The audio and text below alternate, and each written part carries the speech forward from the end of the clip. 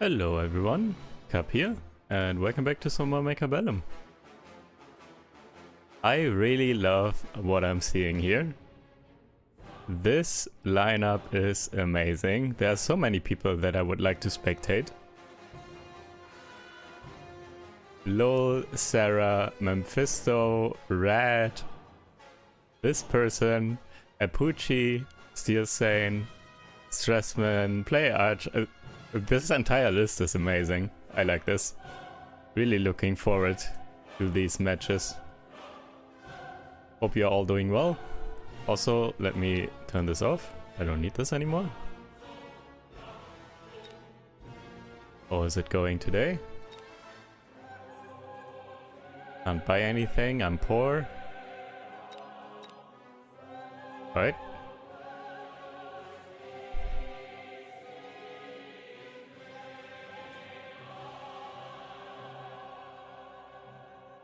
Hello, hilarious. How's it going? I'm not so sure. I feel like this person is going to drop out round 1. Maybe Apucci would be a good match for cats. I think Apucci now also has a dog profile picture, as far as I know. So this could be another great match here, if it comes up.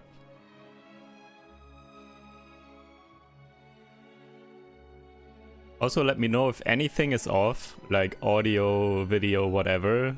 Anything's too loud or too quiet or whatever, because I did not have that much time to set everything up today. I just came back from a walk with my dog and I basically immediately started streaming. Did not have the proper preparation time like usual. Alright. What are we watching here? There's not a match that I'm like, okay, this is a must. There are a couple of good matches though.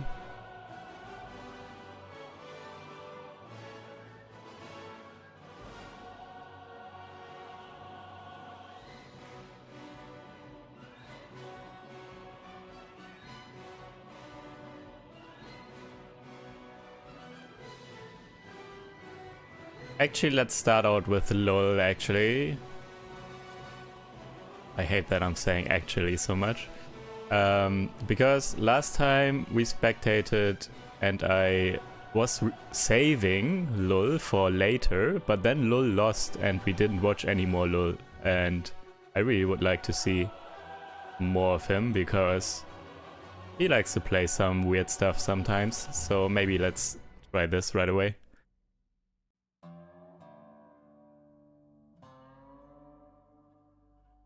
Possibly also the reason that LOL got eliminated early last time, because he was trying some weird stuff. And hello, Multi, how's it going? Yep, just in time.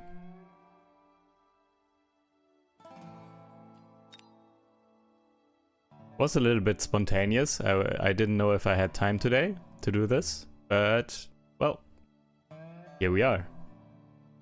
This is going to be a longer stream, I assume. Well, at least compared to the Wednesday tournament streams.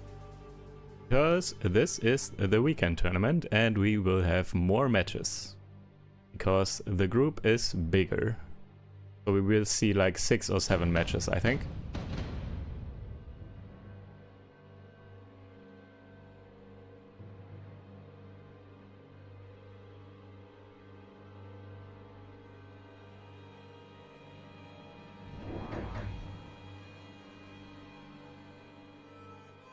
Let's actually spectate like this. I usually do the spectates a little bit diagonal like this, but I actually like this better.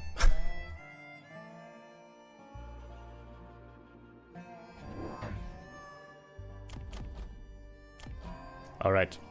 LOL is, for one, the weekend tournament Asia. Group 1 champion. Wow. And heavy armor specialist. Why is Vaitai spectating and voting? He's in the tournament as well. Maybe gotta buy round 1. Vaitai also a very strong player, by the way. Anyways, Lul is heavy armor specialist with Stormcallers and Fangs and added some Arclights. And Red is giant specialist, also very strong, with Stormcallers, Arclights and added some Crawlers. And don't forget to turn off chat. I will do that right now. Thank you.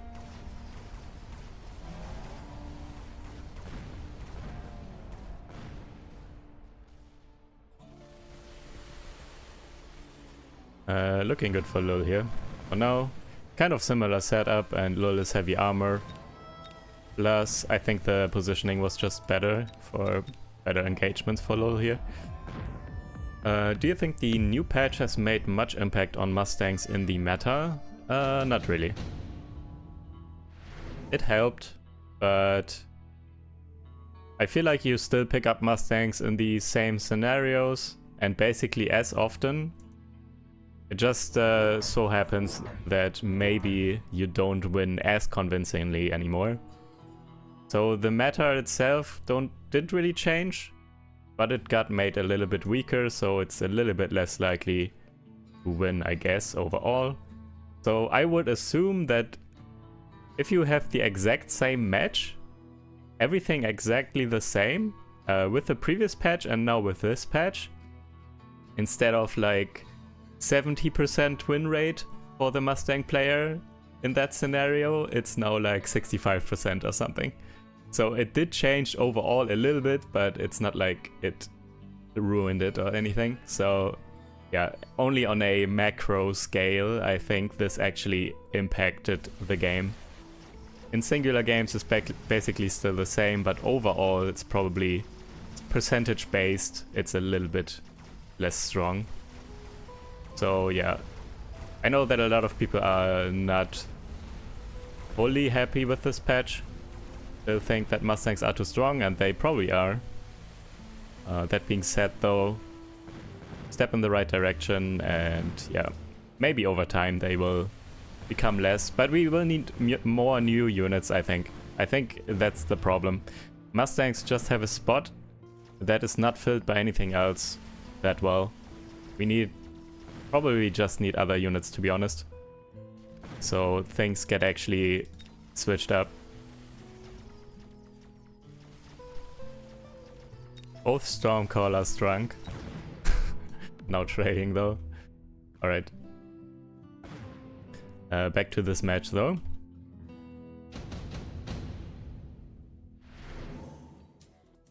What did Lul do last turn with the money? Oh, the crawlers, right. Added crawlers behind the towers. And adding more arclights. Or one arclight and more crawlers. And also picked up incendiary. This could be devastating for red here. Ooh, red going for an overlord though. However, Lul is getting ready. And both players, by the way, picked up supply specialist. Makes sense. Was it last turn? Was already last turn, yeah. So round 2 supply specialist, of course. But yeah, Lul has phoenixes. They will be very important here to potentially be able to win this round against the overlord. I'm not sure if it's enough yet. Overlord has the nano repair kit. Also some mobile beacon crawlers now to distract these. But this turn they might actually all die to the fire. Anyways, so...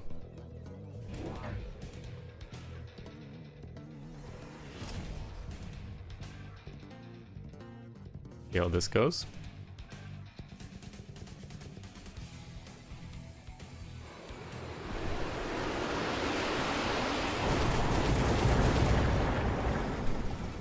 Yep, fire pretty good.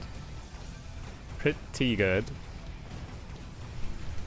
And if the arclights get taken out quickly, this is actually Lul's round, because there's no clear for all of this small stuff, and the overlord will get stuck on all the small chaff units and everything. And the Phoenixes can take out the Overlord after all. So the Incendiary did make a big difference here. And now also Lul does know that there's an Overlord here. Red could sell it though. Red is Giant Specialist. Could just sell the Overlord and get something else as well. So let's see what they are deciding to do. Red going for the Battleship drop.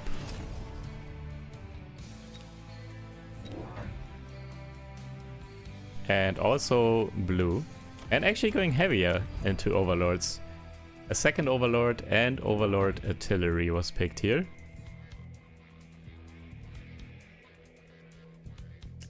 And more Phoenixes by Lul though. Now has the information that at least one Overlord is there and maybe more will come out. Especially also because of the Overlord drop here, which was offered. Lul needs to be ready to defend multiple. So yeah, more Phoenixes make a ton of sense here. And flank Overlord actually not getting wrecked because of the Overlord drop here. Defending that flank Overlord. So very good here. Very good play with the Overlords. And Lul put his Overlord drop here in the back to defend, but it's on the wrong side to help out. Getting stuck on some crawlers now and getting attacked by the opponent's Overlord. Oh, just getting one shot off as well. So yeah, this is really bad for blue here. Getting absolutely wrecked. This was so important here. The flank with the drop support made all the difference.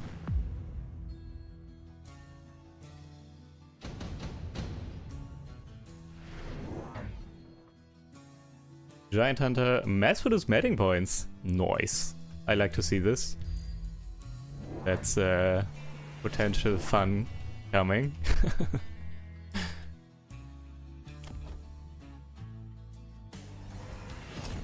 But also, yeah, getting Giant Hunter against a Giant Specialist is always so good though. Also mass produce mating points. They are weaker and they might get spammed, and yeah, it's just additional targets for Giant Hunter as well. However, Red is actually just going for fortresses and fortresses with launcher overload. This is so interesting. Very, very odd to a degree. Picking up mass produce mating points and then going for double fortress and with launcher overload. That's not a tech that you see that often. Okay, flank Overlord is dead. It could have been sold, to be honest. Not sure why it wasn't sold here. There's no way it would come through again.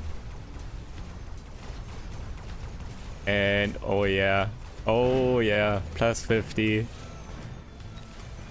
Plus 50.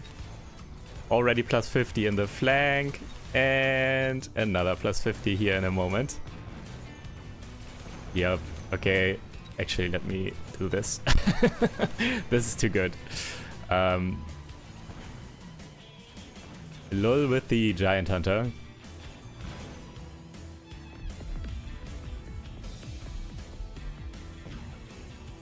This like... so he's already winning this round and Giant Hunter is long-term value, so... I don't see Lul losing this at this point. Could still happen, of course. Anything can happen. But I think this is a good bet to make.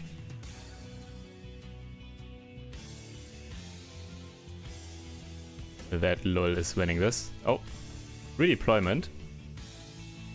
Coming down. Finally going to move this Overlord. Yeah. So it's not dying for free. And... is this good positioning though? It's a bit risky. Going head to head with launcher overload fortresses as well as the Overlord with ground cannon. I feel like I would have preferred a bit more backwards position on the War Factory, but Maybe this chaff is enough to buy enough time here. And this, oh my god. This is going to hit both by the looks of it. Probably. And Mustangs were added, by the way, with range by red. So to even out this composition of giants, some Mustangs that can deal some quick damage and also take out chaff. Bam. 100 credits right there as well. Also, yeah. This does not look good for red here. Very not good. Phoenixes also with range, by the way. Also the phoenixes that get spawned by the war factory. And yeah. If it wouldn't be over this turn, there's no way long term Lul would lose this. Being able to take care of the giants so efficiently, getting so much value from Giant Hunter, yeah. This is already GG's. Alright, alright. Well played by Lul. Kind of odd choices in my opinion by red here. But I like odd, to be honest. Not always the same, so that's good. No. Mephisto already also won. I wanted to spectate Mephisto otherwise, so let's spectate. Just go down here and spectate. Ads are something. I'm not saying this out loud. Oh, what's this? So, what is this? Look at all these leveled crawlers. And crawlers with tags as well. Replicate as well as impact drill by blue here. Okay, this is very interesting. And level 3 crawlers as well over here and here. Blue's crawlers way better though than red's crawlers. Because replicate and impact drill, that's just a hard counter to the opponent's crawlers, which only have subterranean. And yeah, blue is also winning pretty convincingly here. Well, not the phoenixes though. The phoenixes, I'm not sure, I didn't see in time. Was there even any anti-air here by blue? I'm not sure, because right now there is no anti-air.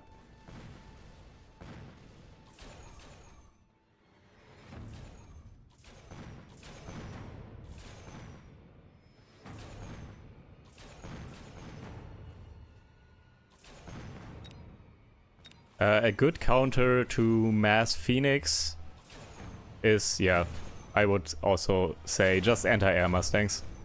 And anti-air with range ideally as well. So anti-air plus range tech Mustangs would be the very best in my opinion.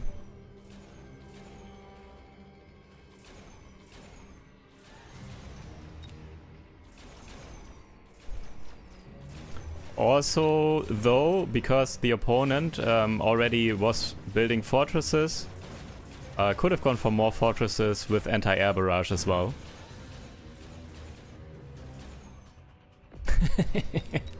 These two phoenixes actually not able to kill all of this. So many crawlers.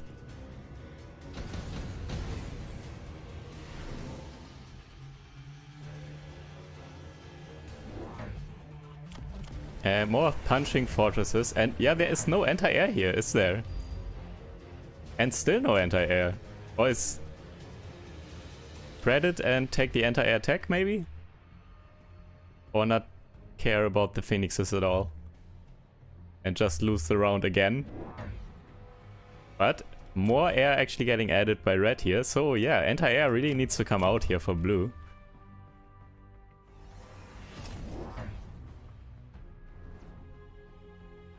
Senior manufacturing for both players, yeah. So fortresses can get spammed, and red also started building overlords. There actually is no anti-air. What a madman.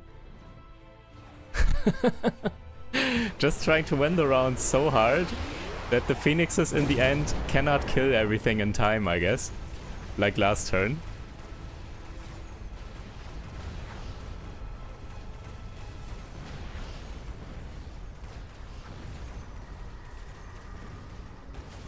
Wait, there are a couple of fangs here. Where do they come from?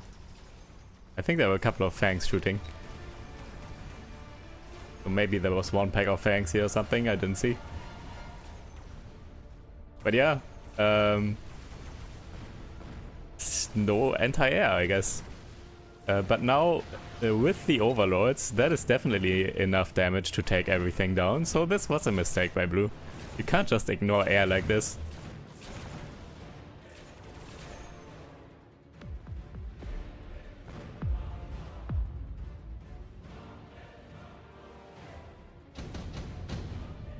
No way you did that. See what I did there with your name? I'm so funny. Thank you. Thank you for the kind words.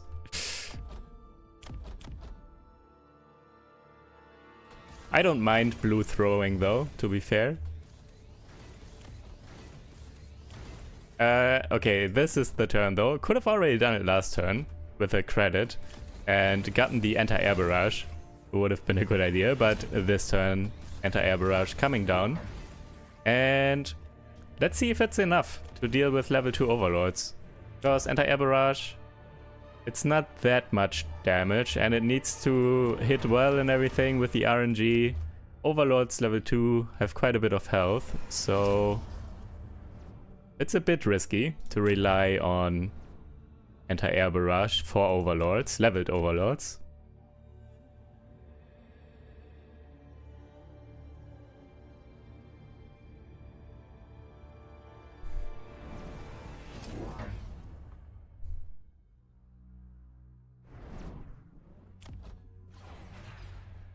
Let's see. So Phoenixes go down instantly. That's also kind of expected. So many anti-air barrages. What about the overlords though? They are going down. Slowly but surely. I think it's actually too much. Also there are Phoenixes here. I didn't see. One pack of Phoenixes was added as well and okay. This is... I'm not sure Red can come back from this. This is all of a sudden way too hard of a counter. And I also voted too late, by the way. Anyways, if this is the last round, once again I voted too late. But yeah, anti-air actually really good. And the one Phoenix added also definitely helps.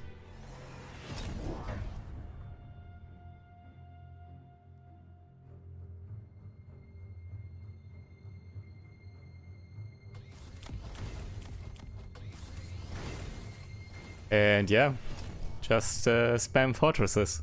What else would you do? With senior manufacturing and double tech already on the fortresses, that's all you need. Okay, let's see if that works. I've never seen, I don't think, anti-missile war factory against anti-air barrage. It does intercept those, right? I'm pretty sure. I've actually never seen it, so I don't know if it works or not. But I feel like it works. It can intercept the anti-air barrage, I'm kind of sure. But we will see here in a second. Yep. It's trying at least, but the Phoenixes still died. So not sure how much was actually intercepted. And right side is absolutely getting wrecked. And by the way, acid was picked here. Is it an acid here? I don't... It's basically... No, it's not an acid, but it doesn't matter. I don't think this war factory can hold off all of these fortresses. It's too much.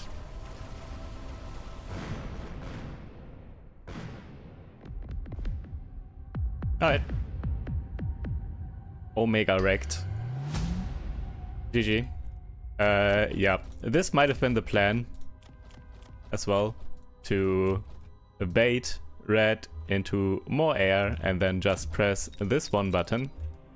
And yeah, Though, to be fair, could have already pressed it a turn earlier, because already a turn earlier there was air in the on red's side, or more air, also the overlords already.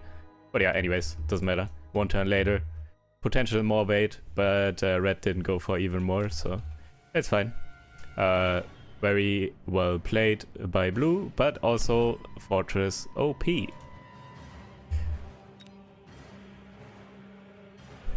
No, I need to vote earlier.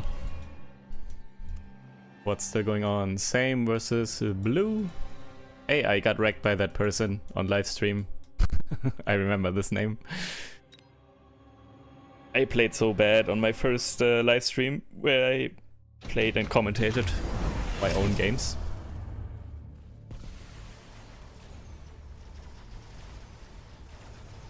What is this? Triple war factory on both sides and triple tech on both sides as well on the war factories. Same techs as well, so efficient maintenance, missile interceptor and the Phoenix production. So I guess it will come down to better chaff clear and better chaff in general. Who wins the chaff wars will win this probably. And it does look, yeah, blue doesn't have any chaff and hasn't had any chaff for quite a while. So it does look like this is red's round and maybe game. How much damage is this? Oh, actually this one is still dying, so never mind. It's not enough damage, I don't think. Is it? 600, 800,000 something. Also the Phoenixes here with quantum reassembly. Oh my god, I wish I would have seen this match from the start. This looks amazing. Quantum reassembly Phoenixes, so they respawn. All of these spawning Phoenixes from the war factory just respawn. Or keep respawning.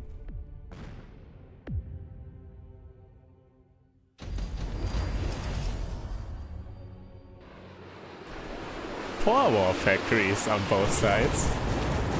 And once again though, fire coming down on the right here, and this will definitely help red win the chaff wars once again.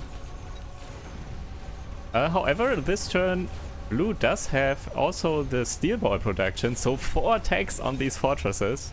4 techs on these 4 fortresses, and actually steel ball's coming in and locking on for quite a bit. Wasn't that much damage. If they get too much time, they can actually help take down these war factories kind of quickly. Also, I'm so surprised. Does no one have... Why did you not press this? This button would win this game, I'm pretty sure.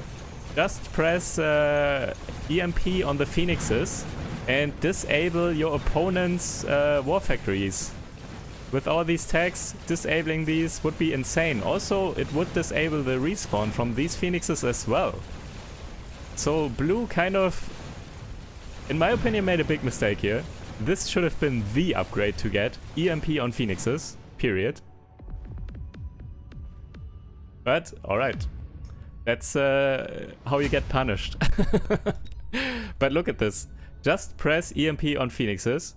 Well, would have actually got EMP on the Stormcallers. I'm not sure when. I hope not this turn or something because of all the missile interceptors. But EMP on Phoenixes is so good against war factories. And especially if you have Phoenix production on your own war factories. That would have been insane. Anyways. Yeah, GG's. Interesting though. Seeing so many war factories with so many tags. Alright, this was round 1. All the known names, it looks like, did win. Oh, Play Archer lost though. Also a good player.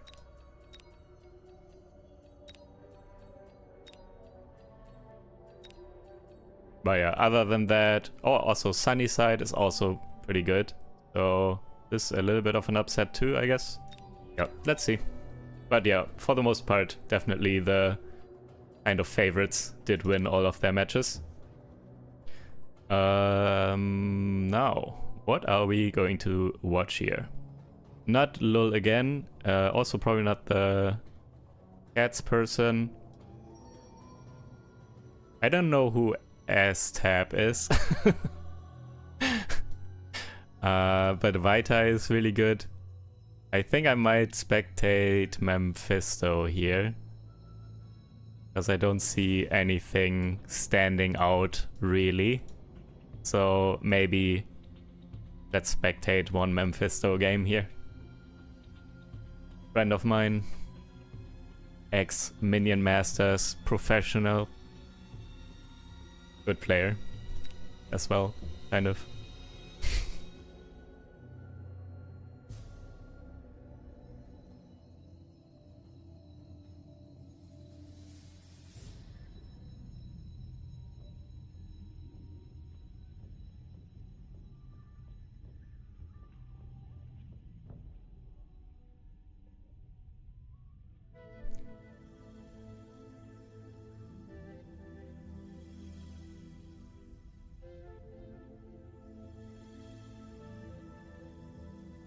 Taking a moment here to drink my breakfast shake.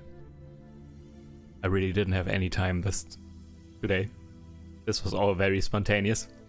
And I was about to not do this cast, but I really wanted to. So, but yeah, I gotta also have some breakfast at the same time.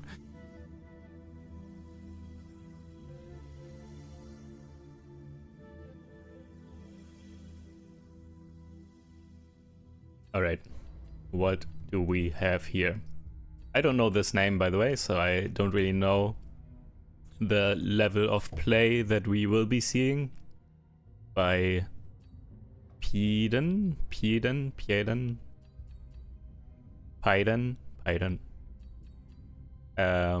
Mephisto going for a quick supply with Mustangs and Crawlers. And red is Marksman Specialist with Crawlers and Stormcrawlers.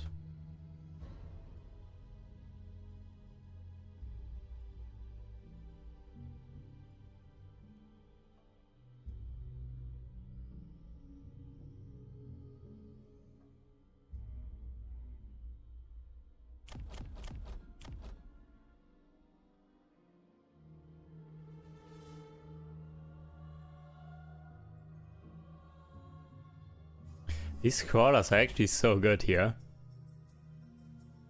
This positioning is so good for Mephisto. No! This would have been really good. Because this way, these crawlers would have come in first and kind of split in the middle and distracted both Stormcrawlers here. So this would have been perfect positioning for the third pack of crawlers. Well, now there's an Arclight in the middle that would have done somewhat quick work on the crawlers, but it's okay. Anyways, let's see if the Mustangs and crawlers and everything can survive all of these Stormcrawlers. And nope, the Arclight's going down right away, so this is pretty bad for Mephisto here. Missing out on that quick and good chaff clear from those Arclights is really bad, and yeah, he's losing pretty hard now.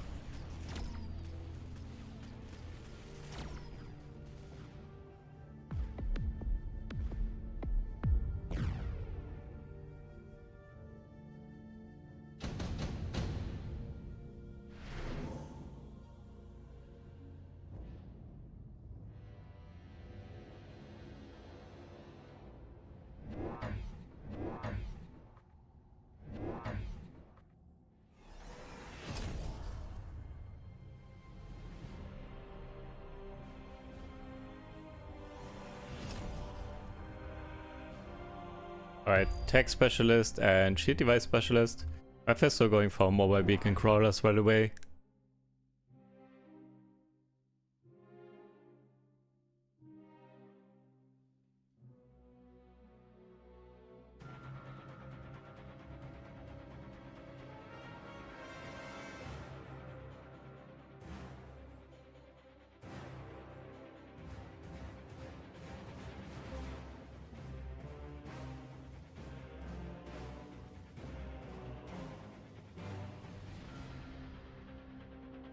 And some more crawlers, by the way, added by Red here. As long as these arc lights die somewhat quickly, crawlers are really, really good for Red. And by a lot of time against the crawlers and mustangs, and then Red's arc lights as well as the stormcrawlers can take out everything basically. Getting range already on the arc lights here for 250 because it's cheaper due to the tech specialist.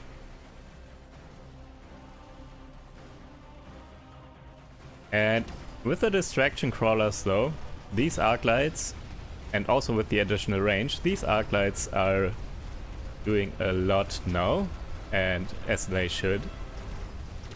Proper chaff clear now online for Mephisto. That being said, not a ton else left here. All the mustangs got taken down somewhat quickly.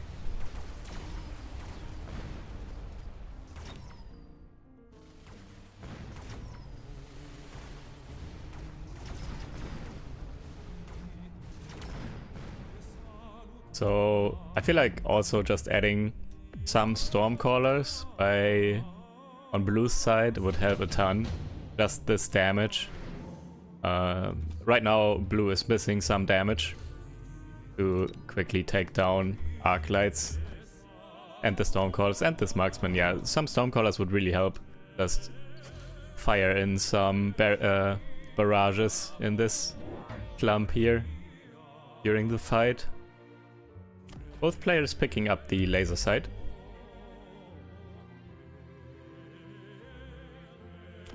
Of course, goes on the level 3 marksman for red, and on this arc light for blue.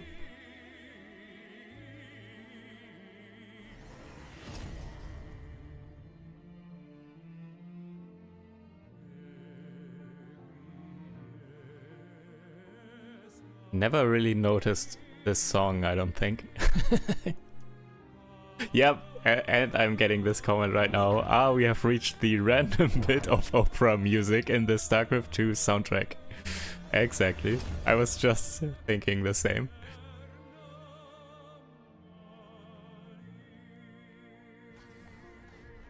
Some phoenixes added by Mephisto and also flank phoenixes, but nope. There were a couple of more marksmen added by red here. However, the marksmen very far left and very far right are also in a bad position. They helped with this flank, however they engage with the regular army against the mustangs, and that's very bad. Also, level 3 loot XP Pinata went down. A lot of XP on all of these units now.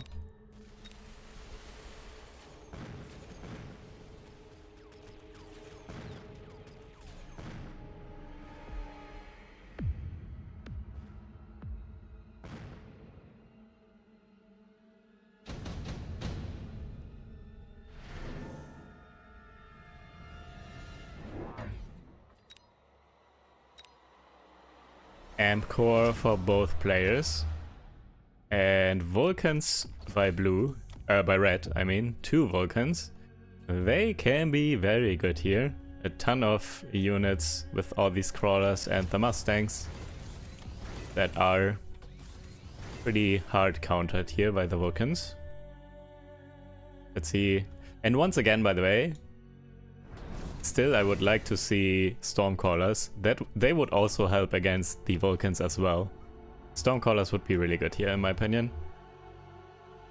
But also I would have already added them last turn. So maybe Mephisto is going to try something else. Tank Phoenixes were sold, by the way, of course.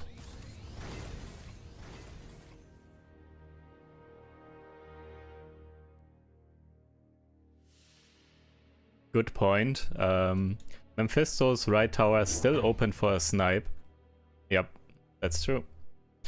Could still... Never mind. No, not anymore. And also, well, he addressed both of us.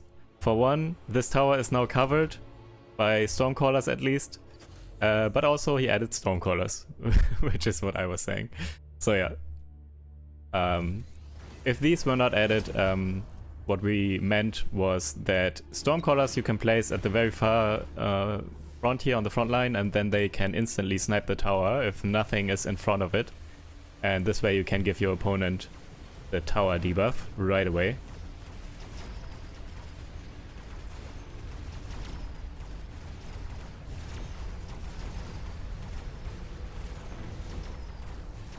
Leveled Phoenix is really helping on the left, as well as the Stormcallers to take down that Vulcan. Also kind of good that level 2 Phoenixes can take 2 hits from level 1 Marksman. However, yeah, right side is not looking good at all. Not enough damage here. But to be honest, just add more Stormcallers at the moment. So just 2 more packs of Stormcallers, or even 3 more packs, and then you're set up for the rest of the game with Stormcallers, and you can focus on the rest. But Stormcallers right now would do so much. Would take out the Vulcans, also the Marksmen get hit by it quite often, and the Arclights as well. Yeah, I think that would be a good idea, but also, the more Stormcallers you get, the more likely you are to get countered by Missile Interceptor, of course, and Missile Interceptor War Factory in particular, maybe. So whenever I see like 4, 5, 6 Stormcallers, I think 4 is still okay-ish, but I think starting at 5 Stormcallers, I'm thinking, okay, I want a Missile Interceptor War Factory. So maybe 4 Stormcallers is kind of the magic number, at which point I would not get the War Factory myself. However, there are 5 Stormcallers now on red side. So maybe Mephisto. Also, they are kind of clumped up in the middle here, so a War Factory in the middle would actually be really good, I think. Eventually, maybe next turn or something. Let's see if Mephisto believes in the War Factory Missile Interceptor power.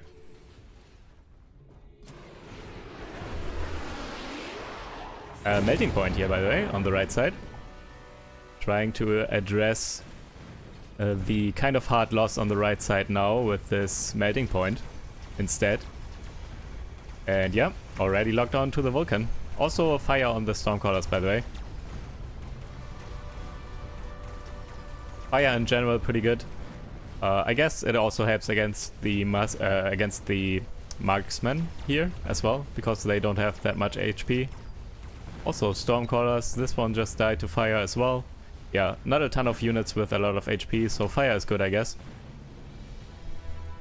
Not a ton of chaff here left and right, I feel like, by red. So at first I thought fire is a little bit awkward, but seems to be good enough here.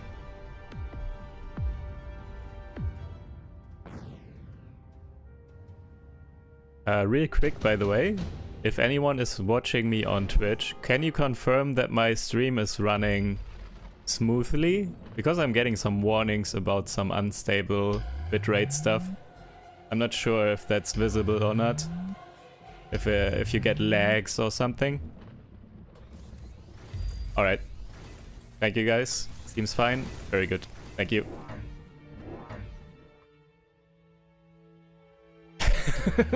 OMG, best stream ever. Yeah, thanks. I don't think it's that good, because the quality for sure is a little bit lowered on Twitch, I think. Because I think there's a different bitrate or something for people who are partnered or something, and some random people like me. I think the quality is worse than it should be, but I guess it's good enough. It's better than YouTube? Really? That is interesting. That definitely should not be the case. But it's fine. Anyways, let's see what's going on here. I got distracted. So, double storm here. Both players picked Storm. Also improved mating point by Mephisto. That was already picked last turn, I think, and that's why the mating point came out as well. And oil coming down by Mephisto, trying to slow this and get more advantage from the Stormcallers and the melting point here. Also fire, actually, never mind, I'm stupid. There is no oil, there is fire. Because fire Stormcallers set the oil on fire. And yeah, also good fire here in the middle, this was good. Took down a ton of crawlers super quickly, and now there's no chaff left. Fire definitely really good here actually. And with just marksmen and stormcallers, they cannot deal with all of this. Nicely solved here by Mephisto. So red's board is super frickle. Not a ton of HP, just the level 1 Vulcans, and they are not that tanky either. Especially not when your opponent already has quite a few Stormcallers and the melting point here, of course.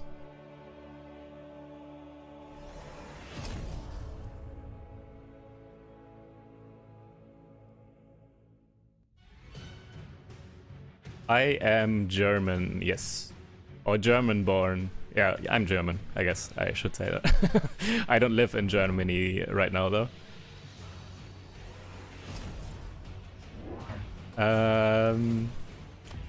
What are we seeing here? One Overlord coming down all of a sudden with Wasp spawn, so Mothership. Good spot. Good spotting here by Red. That would be good because there is no anti-air except these Phoenixes and this melting point. And melting point can get super distracted by the Wasps here as well. And this might actually win Red the round here. On the right side at least. So this could be a very good temporary win for Red, potentially. I'm not sure if it's even enough, but it's a good, definitely a good step here. Good idea.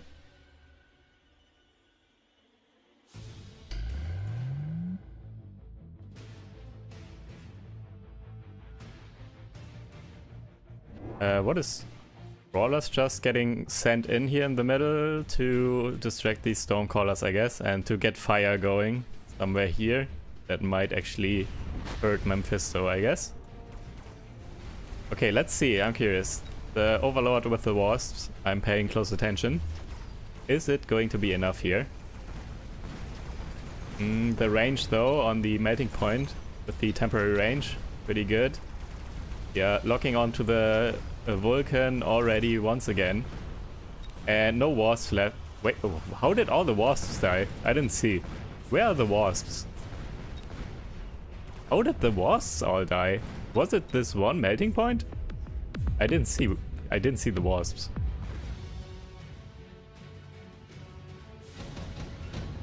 Melting point killed all Wasps actually. Wow. I guess because yeah, temporary range was really big here, I guess. Melting point was locked on super quickly to everything and had a lot of time before these slow moving units could do much. And actually took out the Wasps in peace, I guess. As well as the Vulcan. And the Overlord. So this melting point is having a really good time.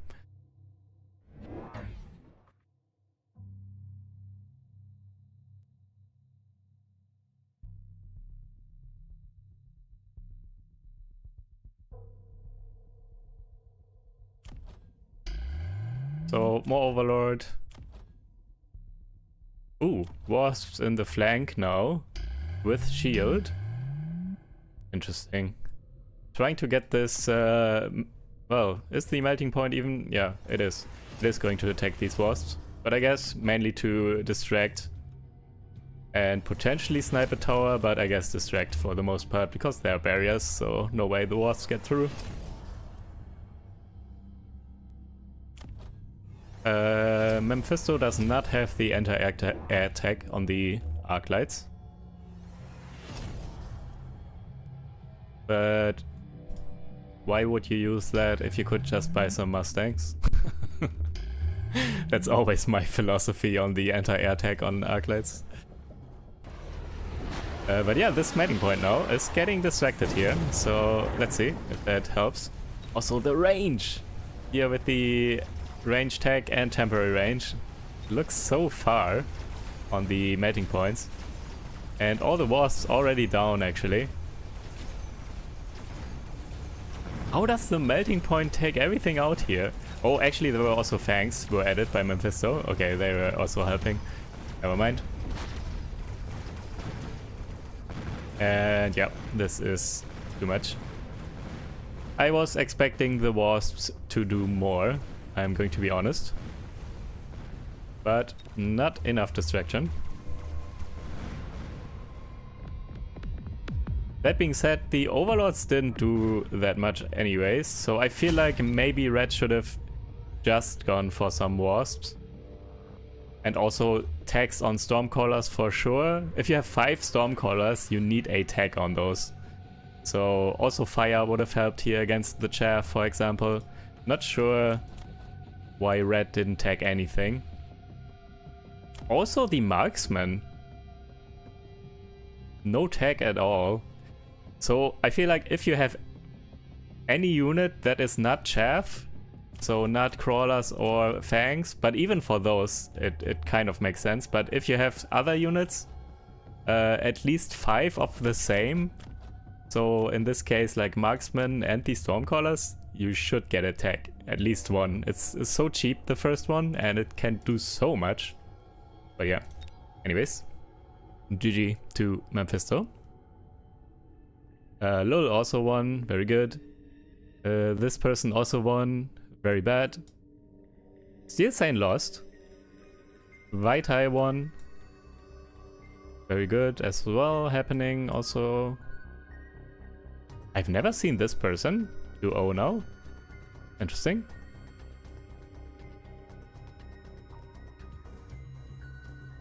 Alright, alright. Actually, what's going on still? Anything good? Very close. These are still at somewhat high HP. Let's watch this.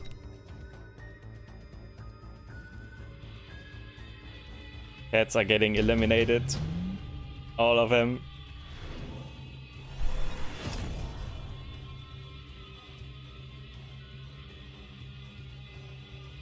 And the classic melting point versus fortress matchup. And the classic, both players having Mustangs to back up the Giants, of course.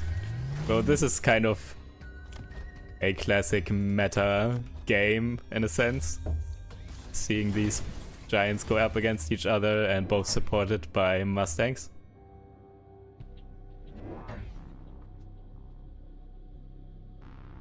Giant Specialist top supply, also top supply here, alright. Well, let's see if the mating points with EMP, now also with Crawler production. Still waiting on the Fang production on these to really make this full meta. But yeah, maybe... So red was winning so far, but looking at this, mating points with EMP and everything would be good.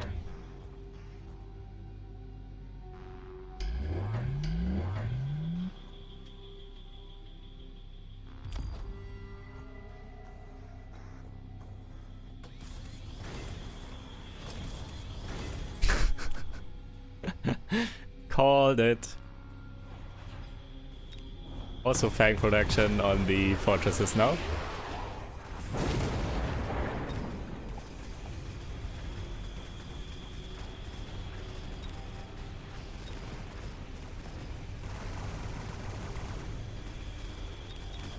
Getting the tech disables in here with the EMP. At least some of it. Very important. Oh, right side though. If the tower falls, this could be bad.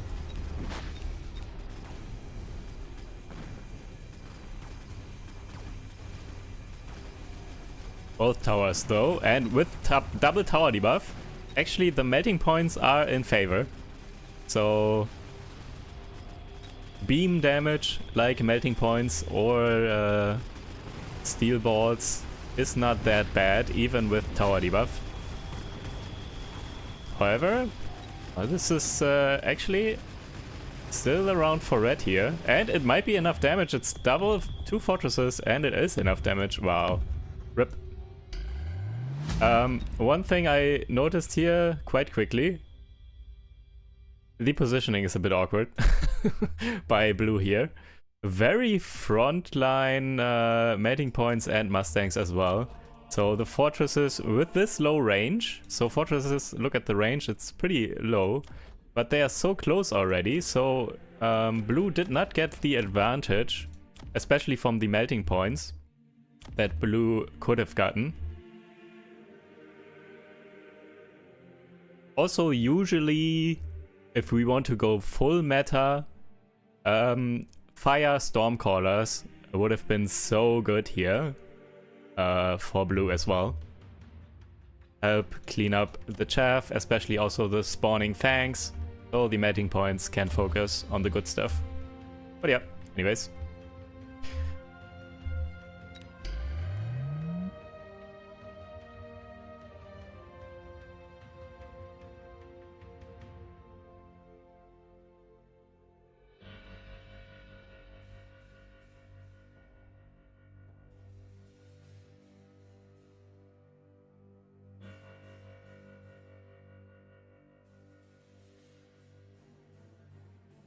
I still feel like, wouldn't you just put some more, like, fangs or crawlers or something, some other chaff in the front to buy you the time?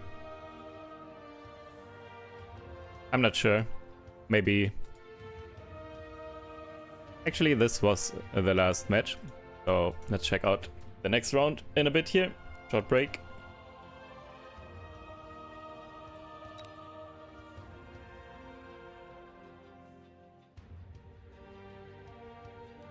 So, yeah, looks pretty solid still here. A lot of known names did go through.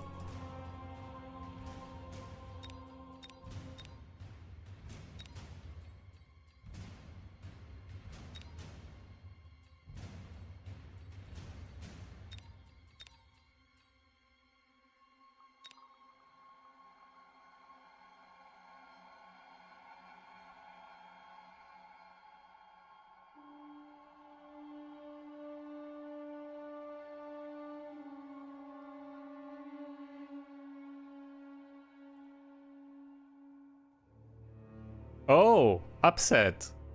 What happened here? I have no idea who this is. And it was a super hard victory as well. What happened here? So the favorite got dethroned here. It seems like, to me, Red was the favorite. I think Red won the past multiple tournaments, I think.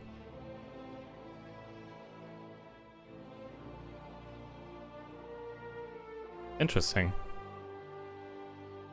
Very interesting.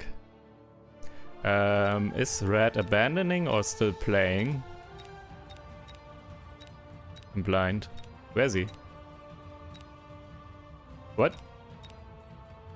Or does he not have the icon? I was looking for the golden icon. Okay, it's not in here. And unfortunately abandoned. Whoop. I wanted to spectate some Red game for sure. Always interesting, always very high level. But yeah, not this time, I guess.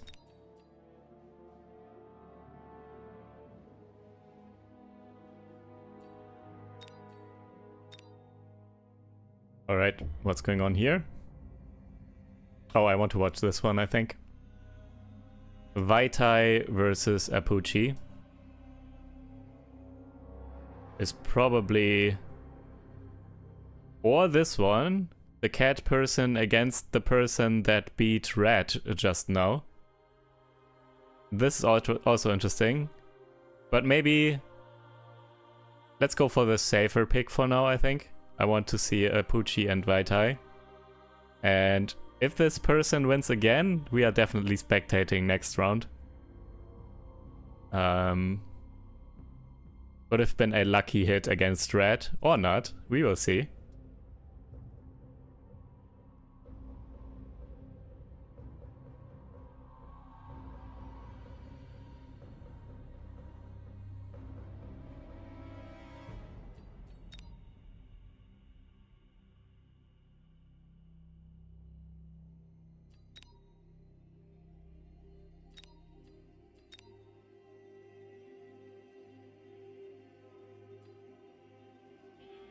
Does anyone use emojis?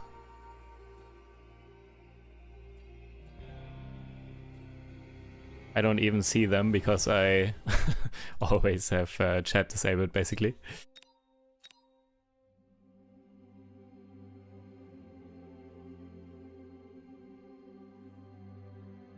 Yeah, definitely also want to watch Sarah as well. But yeah, for now, this one.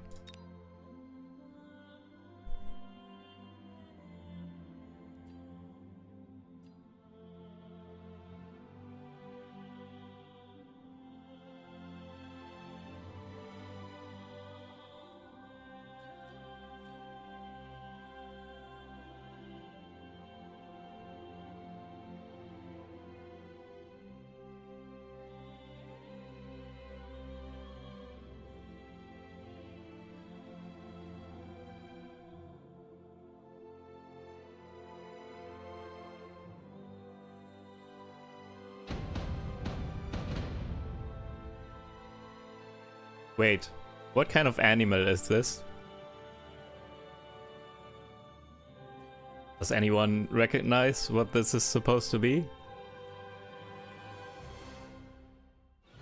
This is a dog. Looks like a tiger. Maybe.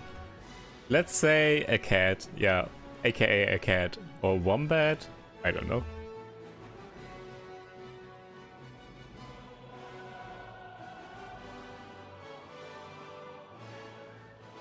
Coming from Marvel Snap, I usually interpret most emojis in games like this as bad-mannered. Yeah, I know what you mean. That is usually how emojis in any game are used. You are correct. The most toxic one is the dancing fang emote. Oh no, that's an emote, not an emoji, but the in-game emotes here. The dancing fang one is really good. When you just spam fangs and aggro spam, like surround your opponent and just rush with nothing but fangs and then win, spamming that dancing fang emote, that's top tier BM. That's so toxic. Anyways, supply specialist, Apuchi with crawlers, stormcallers, and some fangs added. And Rhino Specialist, the new Rhino Specialist now, for red here, with crawlers, arclights, and phoenixes.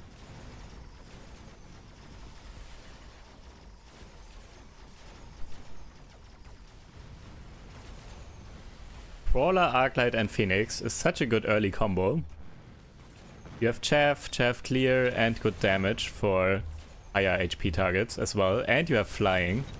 So it's really kind of hard to counter early on. This is very popular as well to play aggressively early on, just like red is doing right now. And yeah, it will win the round here. No anti-air left. There were only a couple of fangs here, but they're all dead already.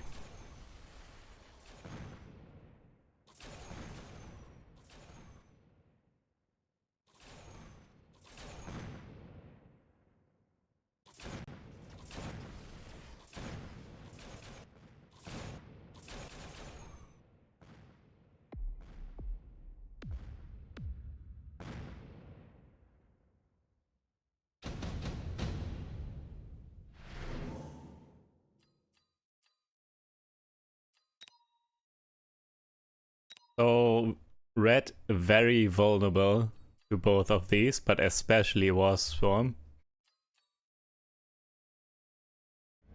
Red skipping.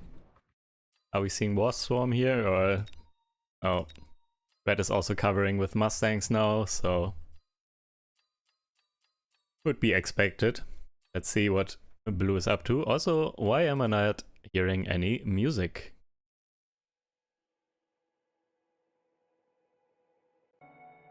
Here we go.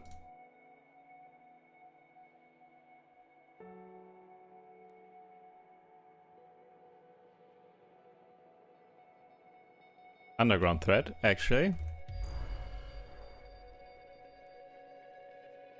Interesting. Underground thread over the Wasp Swarm. I wonder why, to be honest. It looked like Wasp Swarm would be more likely to do stuff here. That being said, Underground thread is just more crawlers. And they are faster too, I guess. They probably take the towers faster as well, because they move fast. Or actually they don't move faster, but they are more. So maybe, I don't know how that works. If Underground Threat or Wasp Swarm here would take towers quicker, more quickly.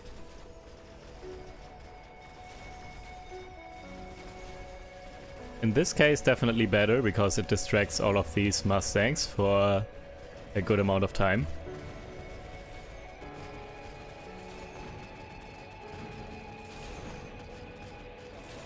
Also Phoenixes now, by the way, by tower debuffs coming in almost at the same time. But yeah, blue trying to get a hold of the opponent's Phoenixes by buying Phoenixes himself, and also has some more Fangs to tank actually, and this way blue's Phoenixes are just better. Chaff wars were won by blue here.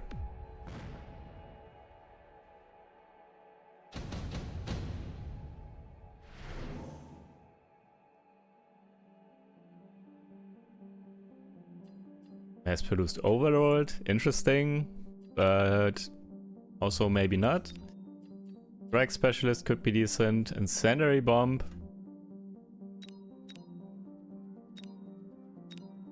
Not Photon. So maybe also Incendiary here for blue. Let's see.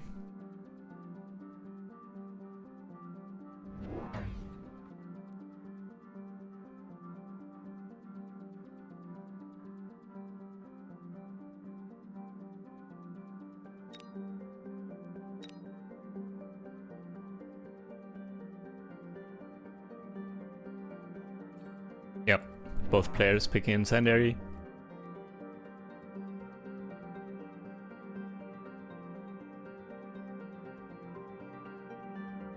This is going to be very good here. These Phoenixes will come in uncontested super quickly and take the tower. Well, not with these here though. Arclight needs to take these out first.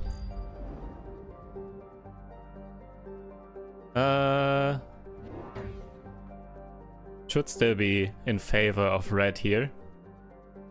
Arclight taking these out, and then the Phoenix is just taking the tower. Arclight should be alive for long enough to deal with these. Oh, but there's another Phoenix here as well, and the Phoenix has got range. And this piece of crap blocked my view, but I hate this map here with this. It can block units. There was an Arclight in the flank. Oh, and these Phoenixes with range actually defending. Not getting the tower after all. But yeah, this one pack of Phoenixes here with range did make the difference. Otherwise, left side would have been won by red. And yeah, blue seems to be stabilizing.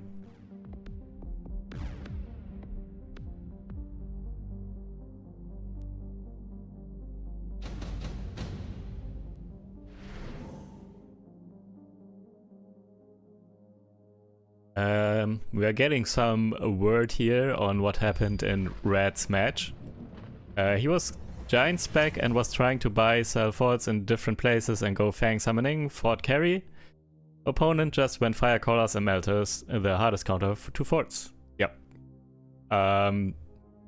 Literally kind of the standard meta match. Both strategies very popular and popularized as well by Red, I'm pretty sure. So Red was beat by his own strategy, kind of. Fire Callers and Melters. Yeah, these are two classic endgame strategies that are very strong and also very meta. But yeah, if played right, definitely Melters with Fire Callers better than Fortresses with Fang Summoning. So it makes sense that Red lost that matchup. Especially if Red couldn't, like, so you can manipulate that type of matchup by positioning and mobile beaconing and everything by taking towers quickly. So Red could still win that, or could have still won that. In theory, I don't know how the match actually was, but you can still win with the fortress and everything if you push in like kind of quickly from multiple sides, and then the Stormcallers don't hit as well, and you maybe can get a tower early or something. Then you can also win that matchup. But anyways, back to this. Kind of missed what was happening, but Storm is coming down by Red here, I think. Was Red Storm, I'm pretty sure. More Phoenixes for Red as well, and also the level 2 Rhino came in. Now it's round 4 with the new patch. The Rhino is now level round 4, I mean, and not round 3 anymore. Oh, also still taking the sentry, minus 50 credits here for the one crawler.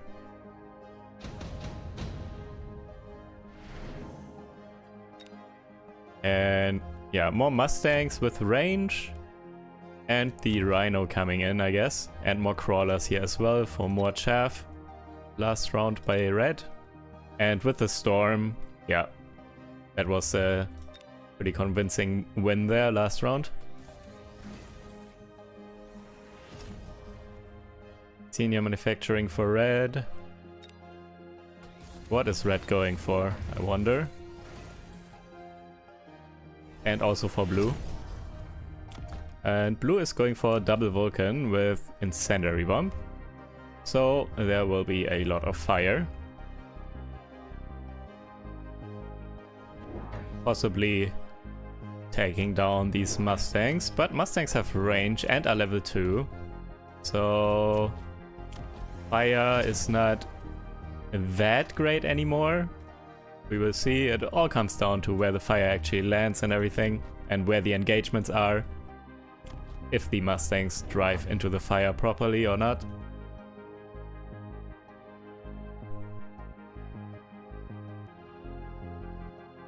No giant yet for Red though.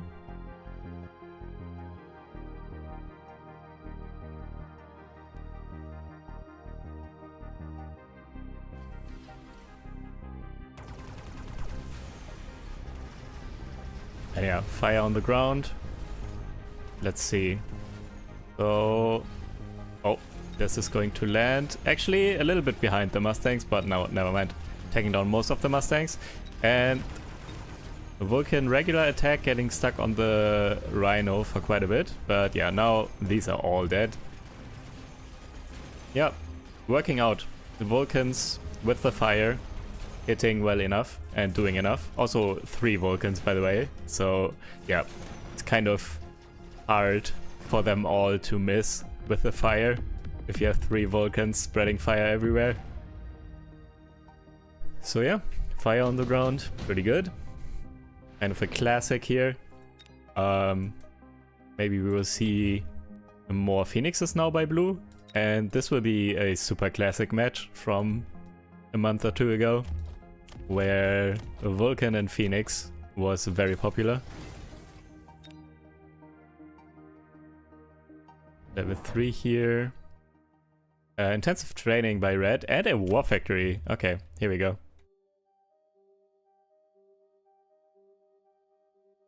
Question is, I've never seen a War Factory missile intercept, and we will see it now, so learning time. I have never seen War Factory missile intercept myself against Incendiary Bomb. I know that Incendiary Bomb is particularly hard to intercept, for some reason. Let's see how the War Factory interceptor does.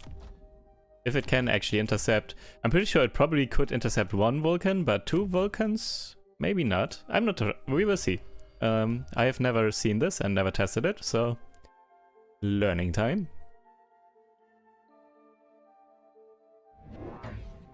Underground threat coming down here in the corner by blue, so just defensive.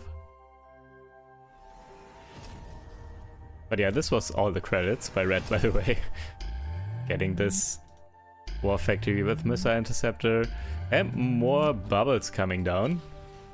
And 4 Vulcans now, by the way. Also, too far away, I guess. Not a lot of range on the missile interceptors, so a lot of fire right and left. However, these are protected now. So as long as the Mustangs are kind of behind the War Factory, it seems fine, I guess. Is it? Nope. Double Vulcan shooting incendiary bombs on the War Factory is too much. So yeah, for some reason the incendiary bombs on the Vulcan are so hard to intercept that even the kind of busted missile interceptor on the War Factory is not enough. And yeah, wrecked. GG. Yo, Mr. Toasty, thank you very much for the 5. Appreciate it. Yeah, let's get out of this match and see if the other one is still going or if it's already over. Which one was it? Oh, it's already over. Okay. Cats won against the rat killer. But there was a comment earlier in chat and yeah, apparently this person once again went Firestorm and Melter, also against cats, so the same strategy that was working against rat. It makes sense trying to do that again, I guess, if you could take out rat with it, but didn't work in this case here.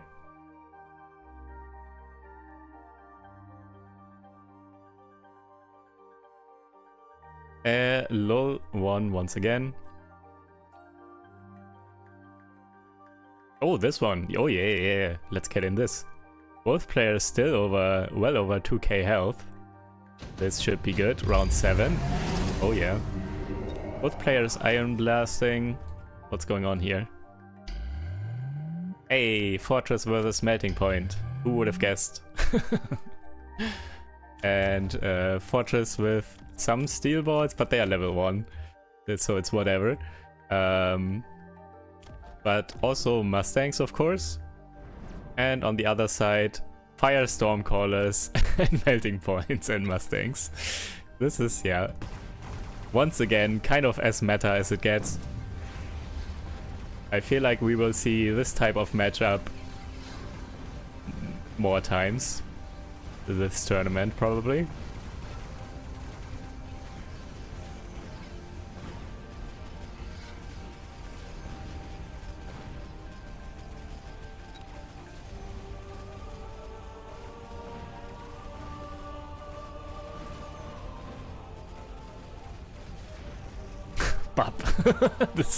That's so funny. Melting Point was locked on to this fortress for forever with tower debuff and thus couldn't kill this.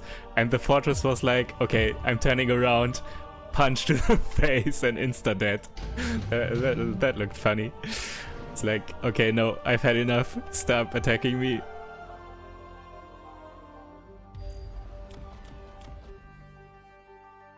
That looked really funny. Alright. But yeah, as you can see, Fortress can win versus Melting Points. For now, at least. That being said, what is this? War Factory anti-missile or missile interceptor to get rid of the fire here. And without the fire, this is not as good. So yeah, let's see what Mephisto can do against this.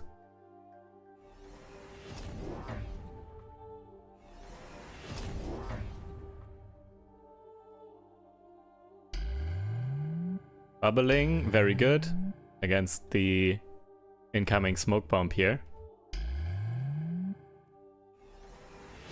Also can sell this here, or could sell. Not sure for how long this has been here.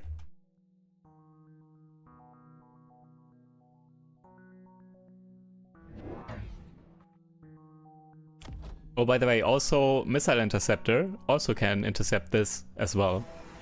The EMP barrage from the melting point.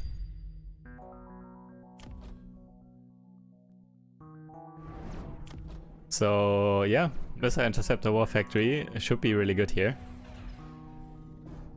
And is this oil on top? I think so. Yeah, it was oil, I think. Or fire. In this case. Well, this was a quick war factory. Also there's... Oh, wait. No, acid. Wait, what happened? I didn't see the active. Oh, acid from the crawlers, actually. Crawler acids. Acid crawlers, I mean. I cannot believe it. Someone is also playing this. Very nice. And actually, look at this. The fortress went down kind of quickly. Standing in the fire and the acid and taking damage from the Mustangs. And Mephisto is actually winning this round, looking like it. With the... look at this though. Acid, fire and smoke all on top of each other. This is the death zone here.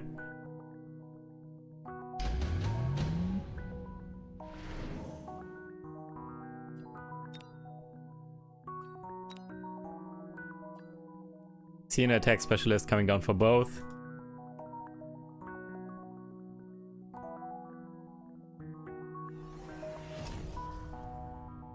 Hey, Arctorius, what's up?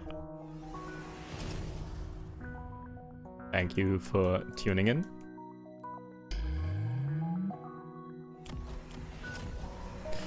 Yeah, here, forward acid crawlers. Especially good against frontline aggression, because this way the crawlers will just die right there and then. And your units are safe further back, while your opponent's units are in the acid right away. So in this particular scenario, when you are defending against frontline aggro, acid crawlers can actually be really good. Also, this song is kind of sleeper. Let me go ahead a little bit. Alright, that's better. And energy absorption on melting points as well. This way they can heal through the punches if they go head to head with the fortress.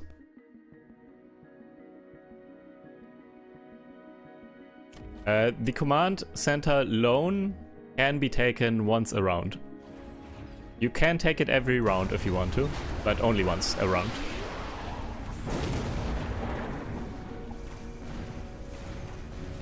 Yeah, everything dying so quickly here.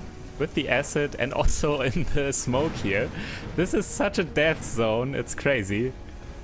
I really like this setup. Everything has to walk into this.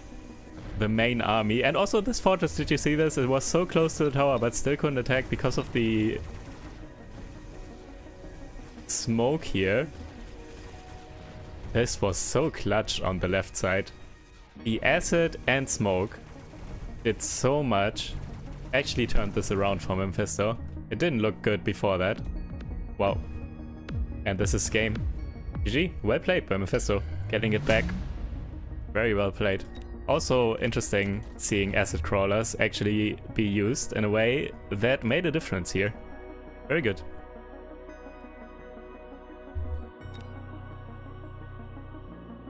And that was the final match here.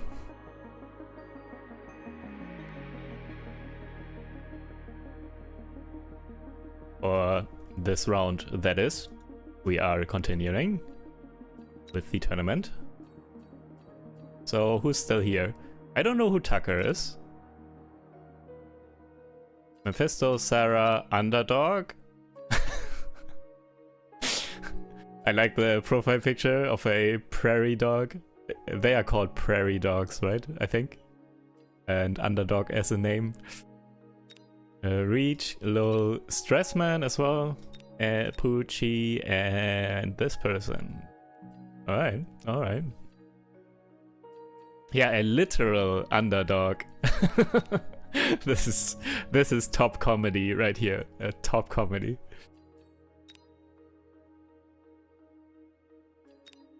Alright. What are we seeing here? Skip versus Cats.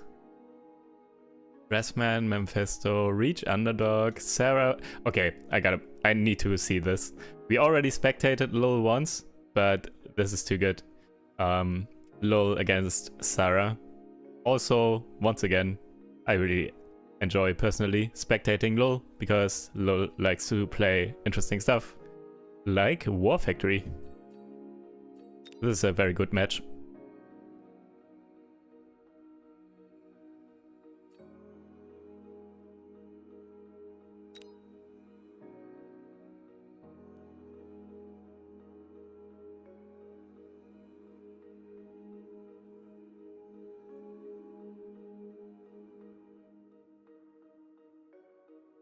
I think we also need to, but I'm assuming Cats is going to win maybe this round as well, and then we can spectate next time.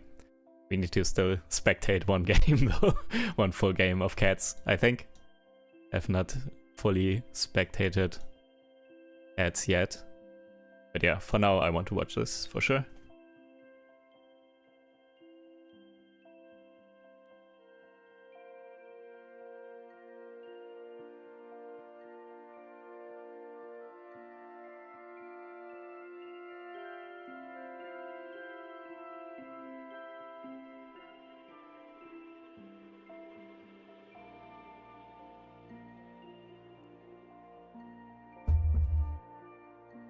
By the way, off topic, I have 5 seconds left to talk about it.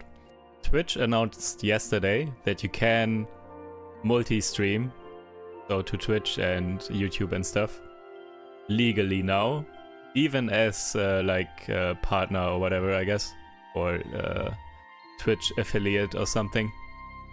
So that's pretty cool. Not that it really matters to me right now, but I saw that yesterday. Kind of interesting and somewhat big for the streaming scene, I guess. Right. Sarah, speed specialist. Interesting. Playing speed specialist, but not aggressively. With Mustangs and Marksman. And added some crawlers. And LOL is a giant specialist. There's no game where Giant Specialist is offered and Giant Specialist is not picked, so there's always one person always is Giant Specialist. With Fangs and Sledgehammers, and is also adding some crawlers.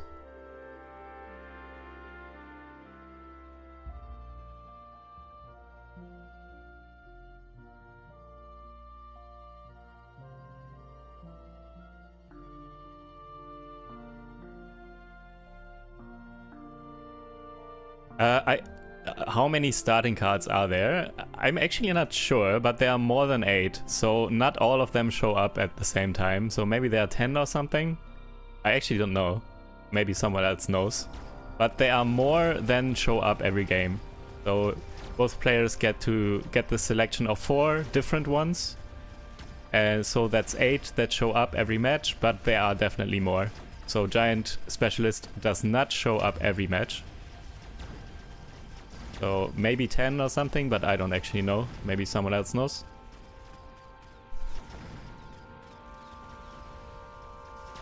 But yeah, Sledgehammers. Way too good here, and Sarah's giving up. And this is the Dancing Fang emote, by the way. Look at this. Dancing Fang emote is the best toxic emote there is in the game. Though in this case, I don't think it was meant toxic in a toxic way. Sledgehammer is getting added by blue as well. But yeah, the Sledgehammers here with the chaff support was way too good for red against Brawlers and Mustangs. Also, by the way, once again, I'm mentioning this. Sledgehammers in this position are way better at dealing with chaff. So crawlers, for example, because they stagger their attacks. Also the sentry taking down a pack of mustangs and a marksman.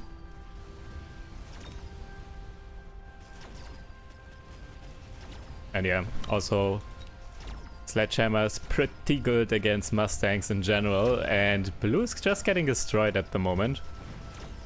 Red added more sledgehammers, so maybe we will see some sledgehammer carry game or something.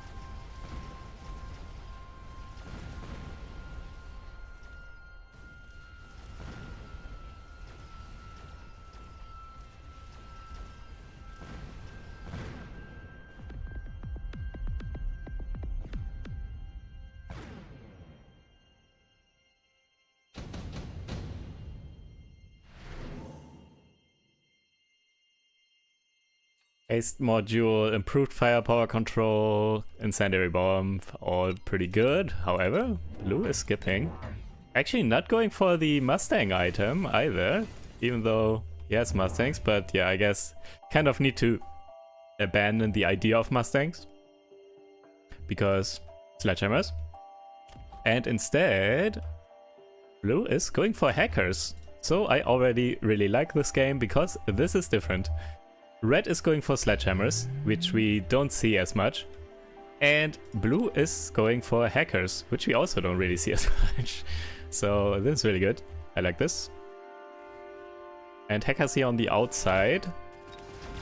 Possibly supposed to hack the level 1 sledgehammers here. However, can they even get there? Maybe? No? Lock on two sledges? Yeah, okay. Starting to actually hack some sledges.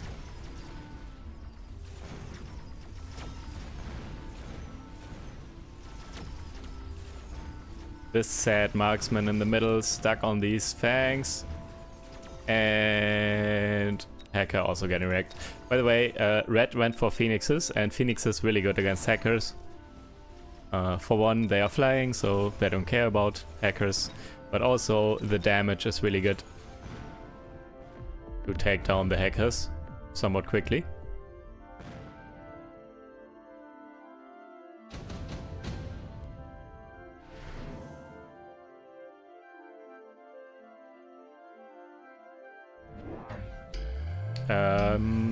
Shield specialist for red and skip for blue, and blue is adding more hackers and now also is getting the barrier. Barrier was nerfed on the hackers at some point. I think the patch before... No, actually, is it already 2 patches ago? I'm not sure. So a month or 2 months ago even. This was nerfed. I think it was 25,000 per level. But it's still pretty good. Getting free shields. Free 20k shields here. And now the phoenixes are even more important because of the damage. Sledgehammers with range as well though. So blue definitely now needs to get through all the chaff before the hackers can actually hack the sledgehammers. But also has to go through barriers, and barriers hard counter hackers, by the way. Because hacker damage is abysmal. And they lock onto a barrier, and until that barrier falls, they basically do nothing. So yeah, they are all taken out by the barrier, so Shield Device Specialist is actually such an insane pick against hackers. It's so good, yep. And they are... No, they are not even dying. This is so bad. Not a single barrier died. Okay. This might already be a late vote, but... Oh, actually, one barrier still died and one almost died though. This is so unlucky. But yeah, barriers with more health against hackers is just so good. And would you look at that? Lul really likes his war factories. I feel like there's not a single Lul game anymore where he's not going for war factories eventually. So even in this case, I know that he loves Missile Interceptor, but in this case, obviously, it's not about missile intercepting. Well, not yet at least. Stormcallers are getting added by blue, so maybe we will see Missile Interceptor actually next turn.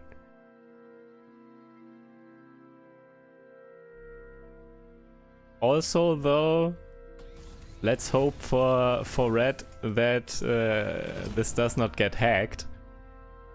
Getting your war factory hacked must feel pretty awful. I remember I did a video on that, spectating Bear-like, one of the developers for this game, and he got his war factories hacked and lost because of it. That was super funny.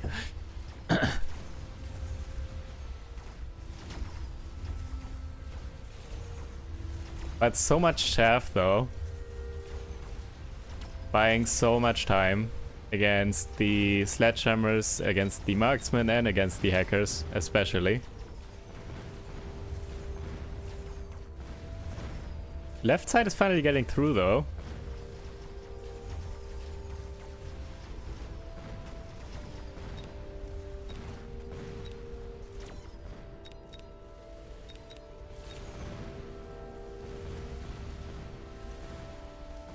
However, still getting wrecked. And the war factory, 1/5 health or something. This is rough. But I feel like it was mainly a chaff reason, so blue lost the chaff wars. These crawlers and everything were alive for way too long.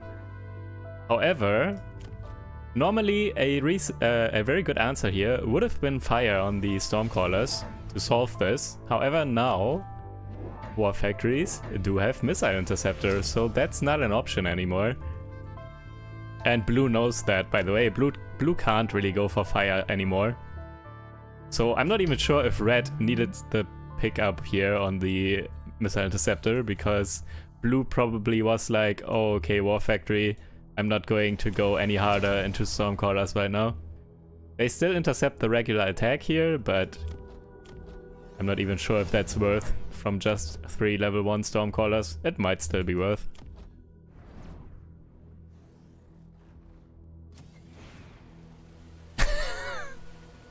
The sentry, really sad, was trying to take out some chaff here, but obviously the oh! Locked on the left. Red alert. But look at this, it's so slow. No way. Yeah, hacker against war factory is awkward. Yeah, nope. And now everything is gone, by the way, so the hacker did nothing. That's the problem with hacker. If they don't get the hack off, it's useless. It did nothing. So, yep, wrecked. That's also why I keep saying hackers against rhinos is not nearly as good as people think. Or it seems like instant hard counter, but oftentimes it turns out because the rhino has too much health and then it gets photon and it has even more health basically. It just takes so long to hack, and then the hackers do nothing, and yeah, then you die.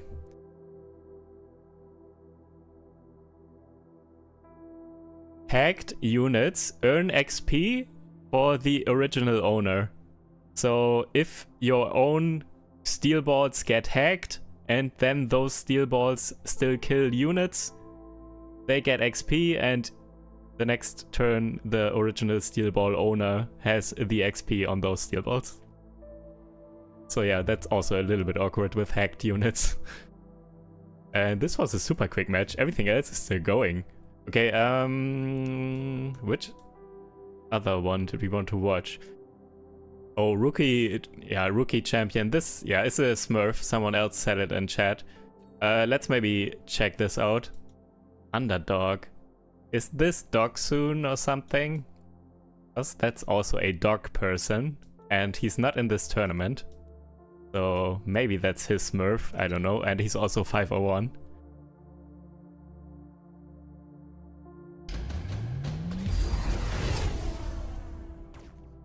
Alright, what's going on here? This looks like my kind of board. Chaff, Stormcallers, Phoenixes, Arclights. Yep. I like to play pretty much exactly this board that Red is playing. Maybe that's my Smurf, actually. Maybe I'm playing right now as underdog in the tournament while I'm casting. Imagine. Yep. And Red is running over Blue right now.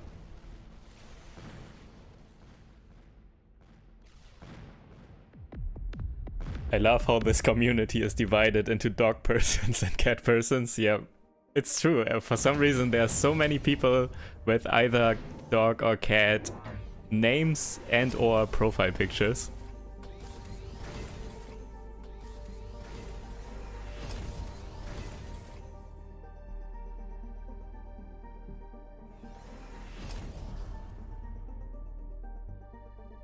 Alright. By the way, where is... I was about to click the auto camera. Isn't the button supposed to be up here? I don't really use it, but maybe I can only click it once the battle actually starts or something. I want to try that out for a moment.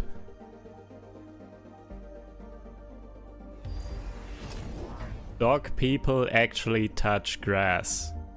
Real and true. I agree. Cat people do not like to go outside. And that is why they have cats.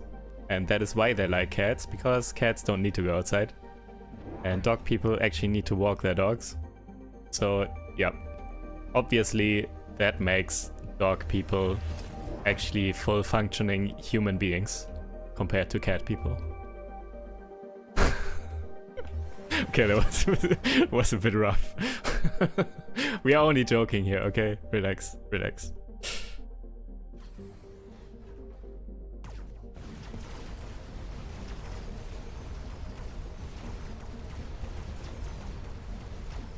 Oh yeah, here it is. Automatic camera.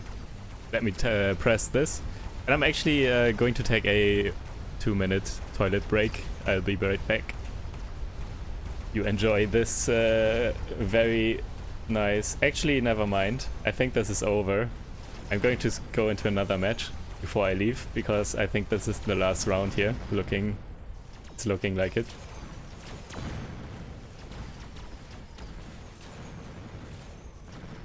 And yeah, the underdog is winning here. Underdog, whoever this is. Going even further, and yeah, this is over. Oh. Anything else good? Oh, this one maybe? Mephisto and Stressman, really high health. These also.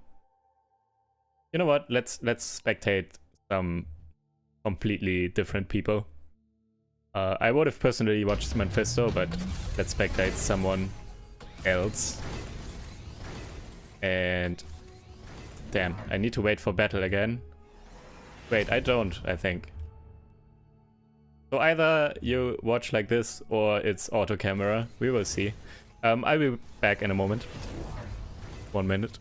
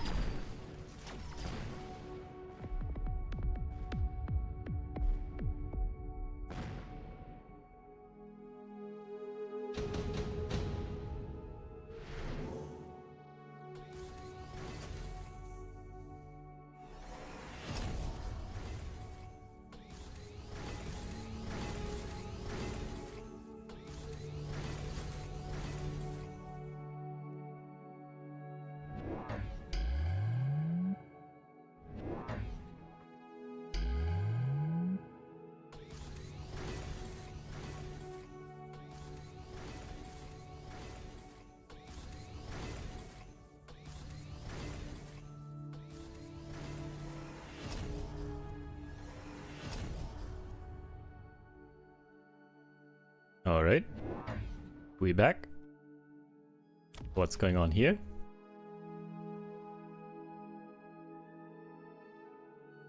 Oh yeah. Carry Arclight versus Carry Marksman, it looks like. We need to see Elite Marksman tech upgrades. Tech upgrade on these Arclights.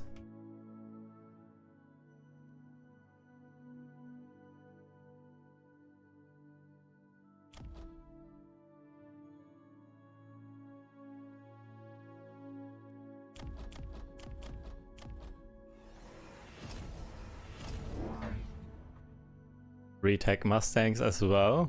Yep. Steel balls with mech diff is also something you don't see as often, but also only 2 steel balls. Oh, let me turn this off again, I guess. Oh, how do I... like this? I never pressed this.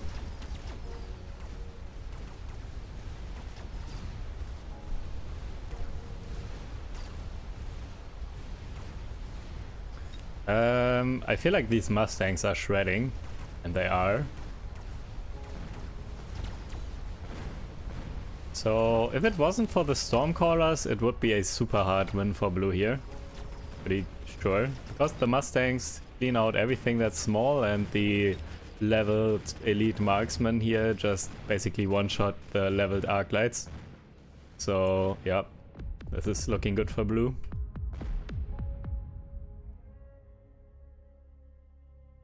Also, actually, the Stormcallers are getting a little bit countered by 2 missile interceptor turrets here. So not as many shots actually getting through.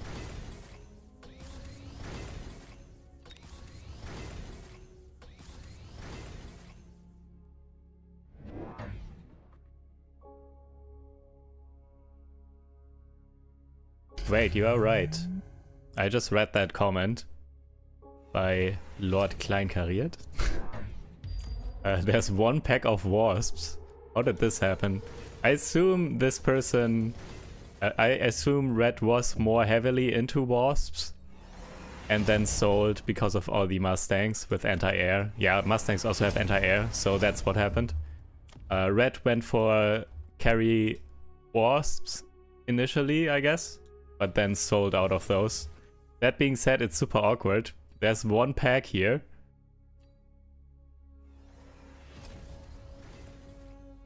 And you are right yet again. There is no cell here though, so I was wrong.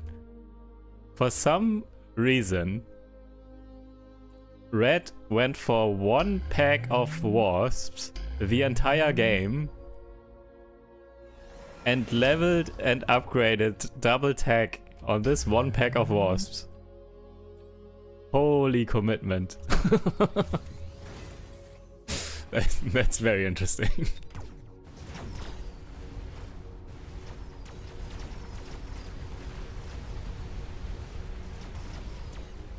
A nuke coming down here, not going to hit as much.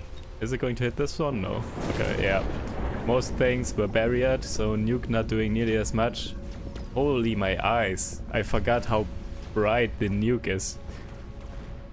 I don't see it as often anymore.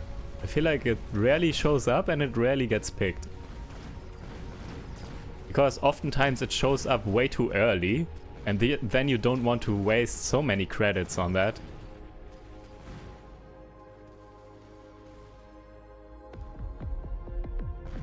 Up.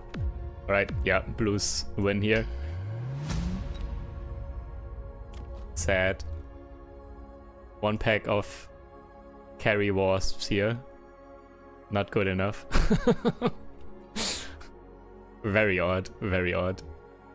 Alright.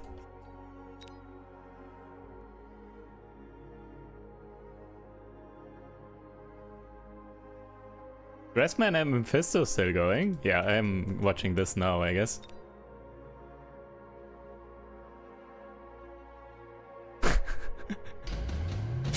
Interesting and very valid discussion in Twitch chat right now.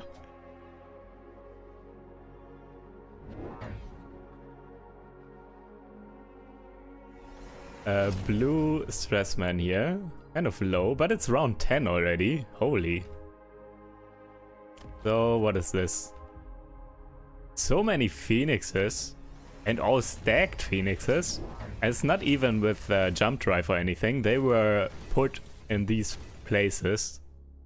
Interesting. And sad phoenixes, kind of, because anti-air barrage fortresses here. By red.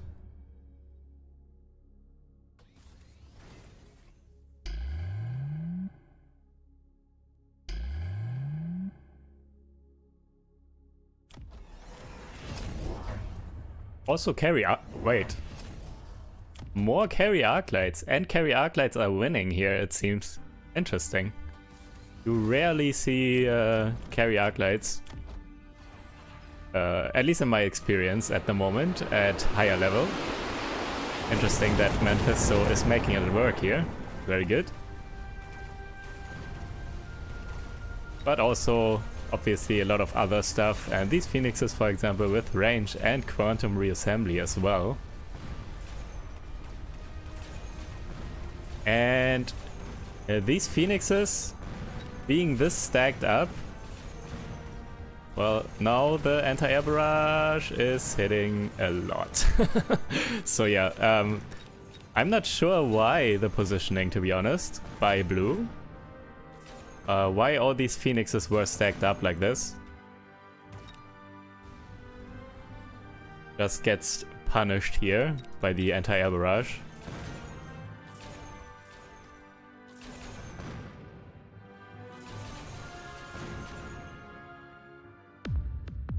Alright, well played, I guess. Didn't see much, but I like that Mephisto is winning. Also with carry arclights, don't see that often. Also quantum reassembly phoenixes, I also don't really see that often anymore. Yep, nice, nice.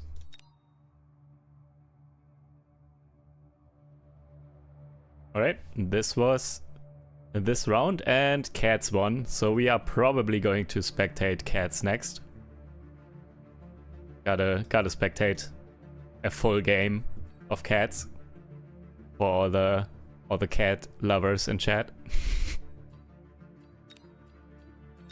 Also kind of awkward. 5 people at 4 wins.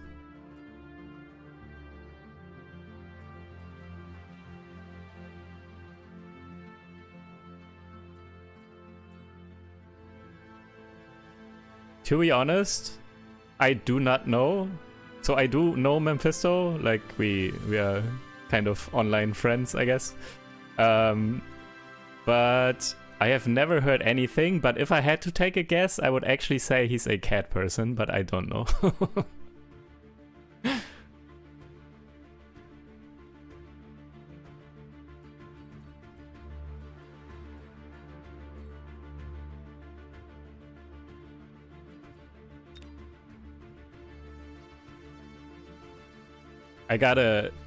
Maybe I can do the exclusive behind the scenes interview and just ask him actually. Maybe that's a call.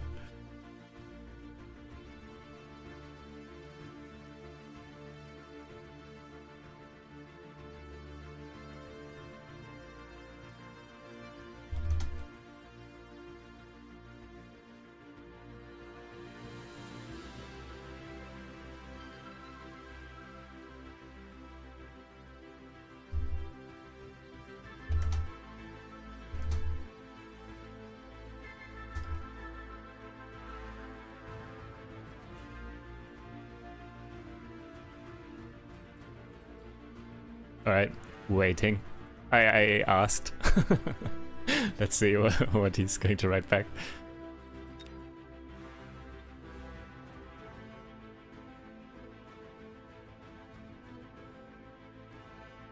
Okay.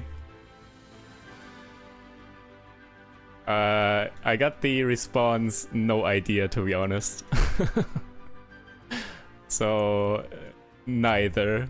Mephisto is a Sigma male. He's not adhering to any rules. Chaotic neutral, yeah. No! Don't say that. I got another message, and the second message was maybe cat since there's less maintenance. Sag. No. No. Alright. But at least I guessed right. So it's a mini victory for me. I was assuming cat. But yeah, let's spectate cats now versus Reach. I really would like to see both of the other matches as well, though. This is so good. Memphis against Ipuchi. Lul versus whoever this is, but also showing like 4-0 and clearly a Smurf and everything, so also really strong. But yeah, we haven't watched or haven't spectated cats yet, so we should actually do this.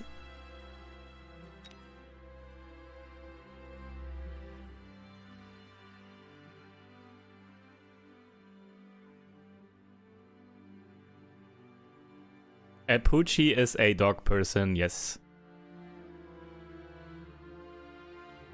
I do agree that probably both other matches are actually better, but I already spectated LoL, I already spectated Mephisto, I already spectated Ipuchi. So I did not spectate cats and I did not spectate Reach, so I think I kind of need to do this now. And the final nevertheless will be really good here, I think. Whoever comes out on top here. So we will get another really good match either way.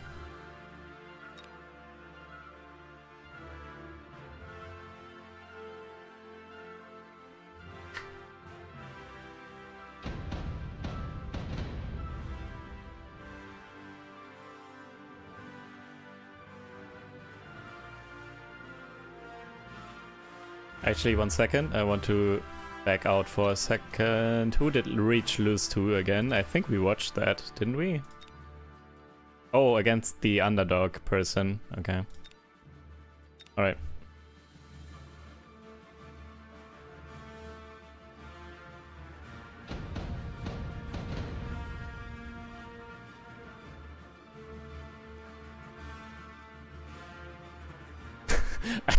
I never actually fully paid attention to this. That's a dog, right?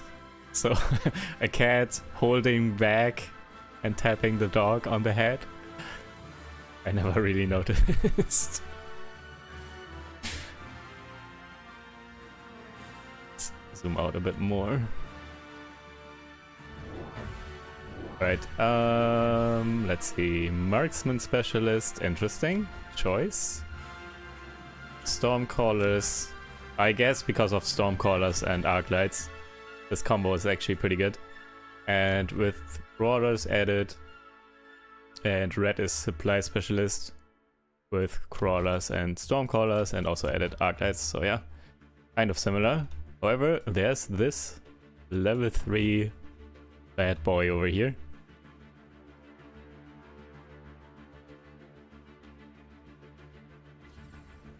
Oh, I was just informed that this person changed profile picture recently, so that's why I don't remember this.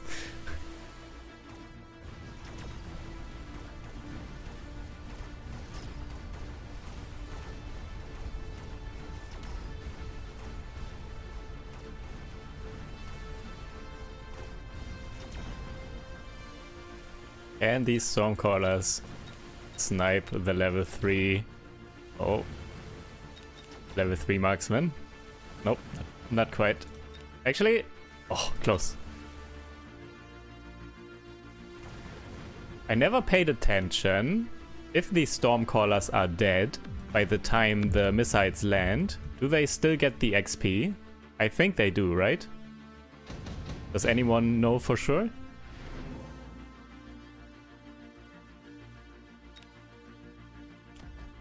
Because that would have been the level. Oh god, subsidized Stormcallers. For both players? Maybe? I feel like every time this shows up round 2, both players pick it and just spam Stormcallers. But actually, nope. Red going for Strike Specialist. What is Red planning here?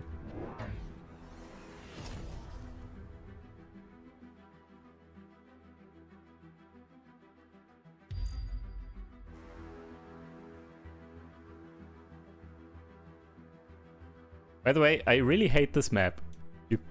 There can be a pack of crawlers here, for example, and you don't see it. Also, there could be something in the flank here. This is so awkward.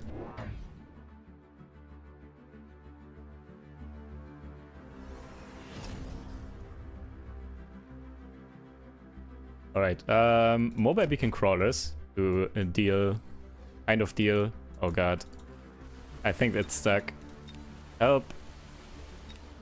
And flank Phoenix is coming in here, by the way. Such a nice pull from this side with these crawlers. Everything gets pulled away. And Phoenixes will take the tower here. I'm going to restart this game in a moment to get rid of this box. Flank coming in. Can they get to the marksman in time? Doesn't really matter because there's so much left, especially these mobile beacon crawlers now coming in. Mobile beacon crawlers can be so good. Not only do they distract the Stormcallers for so long in the beginning, but also this delayed pack of crawlers from the middle can be so good. And yeah, in this case it was. So let me do this real quick and rejoin. Actually, that's not enough. I need to... What is this? I need to restart the game, I think. 1 second. I can't drag a new box. I couldn't do a new box. I tried clicking.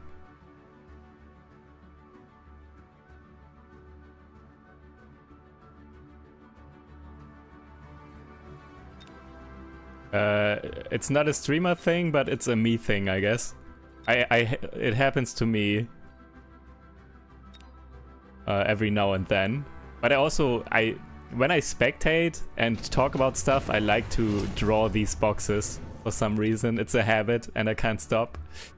So that's kind of my fault. I don't need to draw the boxes. Alright, what's going on here now? So there are 5 packs of Stormcallers now for blue, and blue is picking up the HE ammo. I keep seeing that pack upgrade pop up every now and then. It was mainly played by 201 players, so Asia region. But it seems like other people are adopting it as well.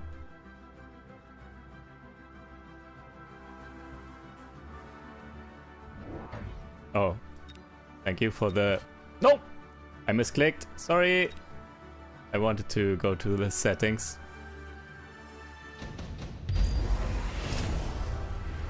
Up. Okay, settings, and I wanted to turn off chat. Okay. Now, here we go. Flank getting taken care of, so whatever. Smoke bomb landing in the middle here though. This is a sad level 3 marksman.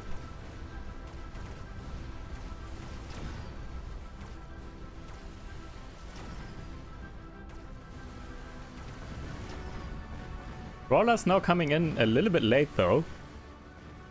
So maybe next turn Red could pull the crawlers back a bit less. Because now everything is already dead by the time these crawlers come in. And yeah, right side also losing.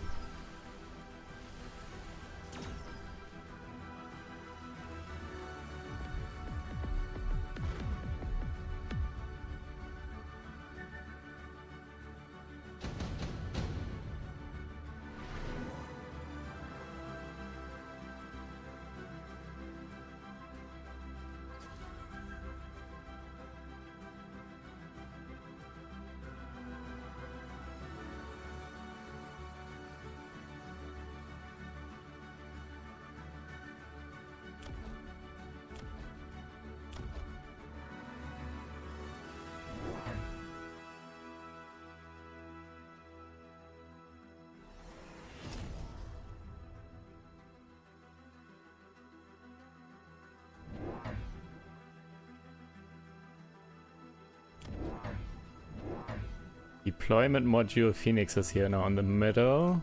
Stormcallers with range. This flank is whatever. Are the Phoenixes gone? Yeah, these are the Phoenixes from the flank. But also, Strike Specialist, either you need to commit or... So I feel like Strike Specialist was a mistake. So nothing really happened with flanks. Just one time, basically. A single cheeky flank, but didn't really need Strike Specialist for that. And would have gotten way more value out of subsidized Stormcallers as well. As red here. Anyways. Yeah, ranged Stormcallers versus HE ammo Stormcallers. So if the chaff wars are somewhat equal, the range should really help, but the chaff wars, obviously the HE ammo really helps with the chaff.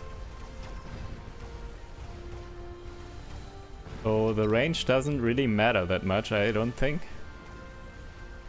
Looks like it. Yeah, also these singular crawlers coming in, actually all getting taken down by the HE ammo. Not all of them, 2 actually get through here. 1 here and 1 here. Kind of awkward. But yeah, this scramble of crawlers over here just now. Almost all of them actually got hit by the HE ammo. So HE ammo looking pretty good here.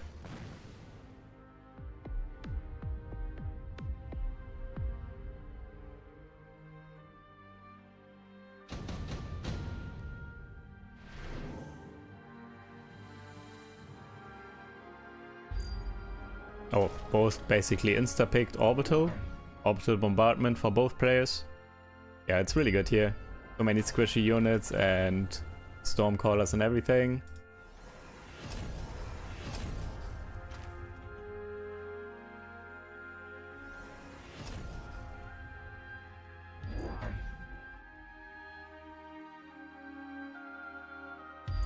Oil on the right as well for red. Fortresses without any tech upgrades at this point, but they will provide a lot of tankiness.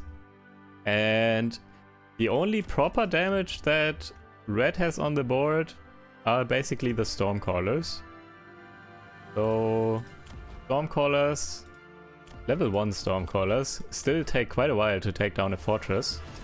So this might be pretty good for blue here. With fortresses not really dying and then the rest of the units taking down all of these squishy units here on red side. That being said, there are 2 missile interceptor turrets now, left and right, negating some of these Stormcallers at least.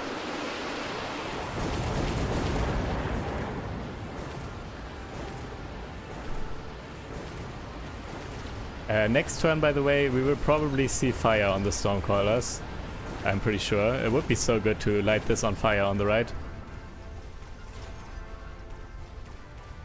Maybe, probably. Not sure. I think it's worth, but maybe not. It's close. Anyways, though, yeah, as I said, these are not going down. They are buying so much time, and even here with the oil, it's really close on this side as well. Phoenix's help as well, though. Phoenix damage also really good. Actually so slow. The oil is really, really good. But is it enough though?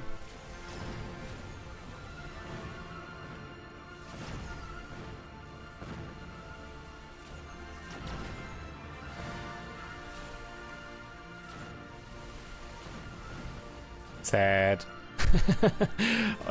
Both missile interceptor turrets going down as well. However, no anti-air left, but time is running out. So red still taking more damage than blue.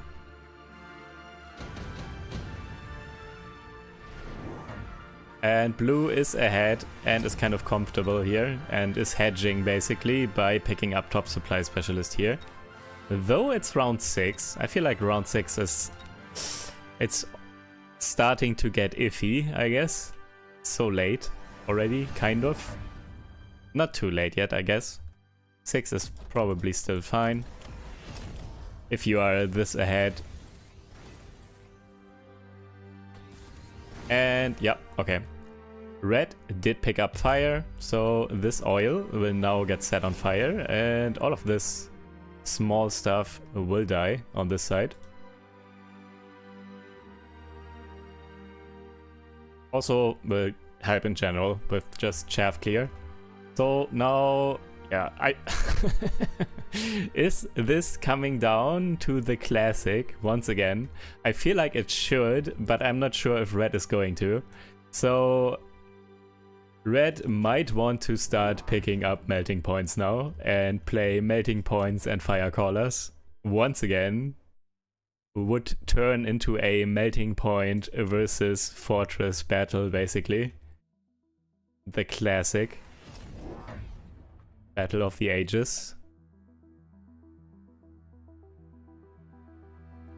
The rocket punch cannot hit air. Nope. However, you know what a rocket punch can do? It can get intercepted by missile interceptor. For some reason. I still think that's so weird that that's a thing. Oh, this one is hitting well. So yeah, chaff is basically all going to die to the fire overall, but there's so much damage, so much HP on the board now with these fortresses. I'm not sure. Oh, actually the level 2 Stormcallers though, but not with this punch. Holy. Punch taking down the level 2 Stormcallers as well as the tower. That was really big. However, not good enough. Right side, yeah, right side lost pretty hard because of the fire. It was too good. Complete fire spread here and taking down all the chaff.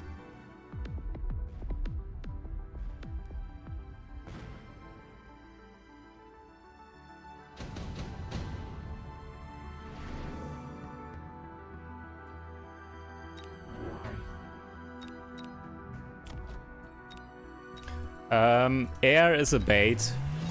I'm not sure if this is coincidence, but in both chats, both on YouTube as well as on Twitch, I'm seeing talks about boats here as a counter that red could pick up against blue. You do not want to play boats against this, against fortress spam when the fortresses have anti-air barrage. It's a bait. We already saw this turn out earlier. And actually it was cats, wasn't it? It was cats. We spectated like the last bit of a game by cats, and cats didn't get anti-air at all. That baited red into going boats and a couple of phoenixes or something, and then just press this button and win basically, and maybe add 1 or 2 phoenixes and you good. So yeah, it's you don't want to go air into this. Melting points though would be pretty good. Or maybe we will see a new answer that's working, I'm not sure. Acid definitely helps here as well. We will see if it's enough though.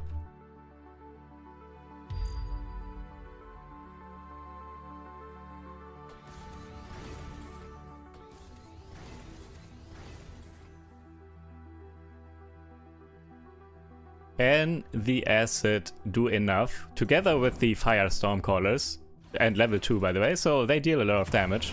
If the fortress is in acid and these level 2 Stormcallers hit, they deal a ton of damage to the fortresses. So let's see here. Well, didn't really hit. Shot in front. Rip, now distracted here. I want to see some proper hits. Okay, this was one missile and it took a decent chunk. And they are also slowly dying to the acid. But yeah, everything else is already dead by the time the acid really did a lot, or does a lot. So not enough damage here on the board by by red. And also more importantly, not enough health either. So there was nothing to stop this really. Not enough time was bought by anything. So I feel like the second you see 2 fortresses, you gotta switch into melting points right away at this point. I've seen these types of matches where someone starts with fortresses and then just gets 1 or 2 techs and keeps spamming fortresses. You can't get enough damage on the board quickly enough to deal with all of those. And then they just win. You gotta respond with a melting point right away, I feel like. And then also make sure you have the proper chaff clear, of course. Which Red had, in my opinion. So chaff clear was fine with the arc lights and fire stormcallers. But yeah, needed mating points probably. Anyways. Rip. But yeah, Cats won. Lul won as well against Underdog. So no Smurf. Oh, Mephisto won as well against Apuchi. Also pretty convincingly. Nice. Might see a Mephisto in the finals. That would be interesting. I would like that. Is that the last one? It is. Let's hop into this one.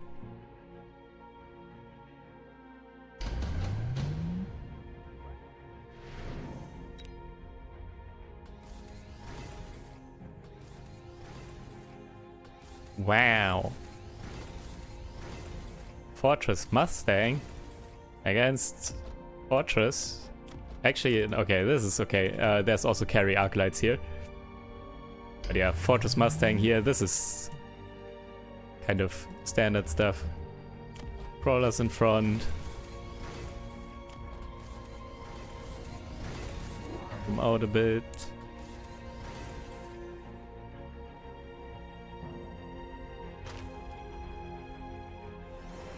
Wait, melting point was sold. Interesting. I guess not locking on properly in this scenario. Instead, level 2 fortresses.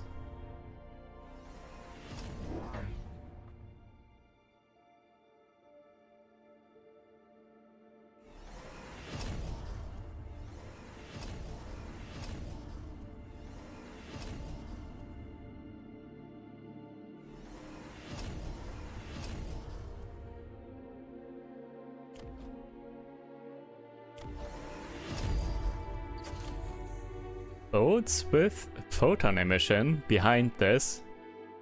This is quite the strong setup. Aggressive positioning like this. Fortresses with barriers. Mustangs, level 6 Mustang here, for example, with item. And this one with parasitic as well, and the boats behind to provide support with the photon. Punches doing a lot here though, level 2 fortress punches. A lot of damage against the level 1 fortresses only on red side. Also, carry arclights here on the right just took down a fortress kind of comfortably. Yeah. Wow. Good call on the level 2 fortresses, I guess. And selling that one melting point. Well, to a degree, because with a melting point, these would now die. But it's okay, I guess. 800 damage, though.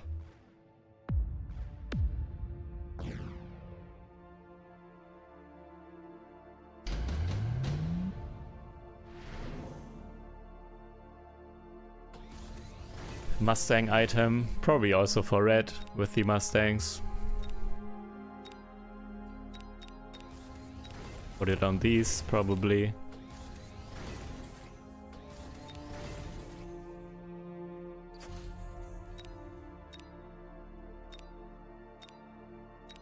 Could go Giant Hunter, but that's so greedy.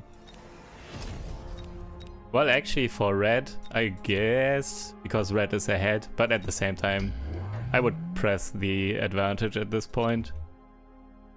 Also, kind of lost last round, so probably don't want to risk Giant Hunter right now either.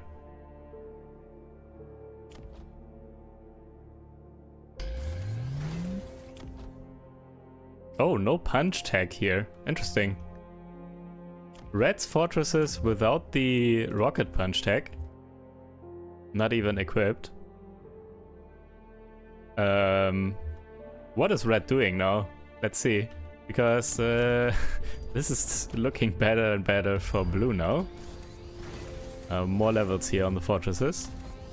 Red also getting levels, getting temp range, levels. What?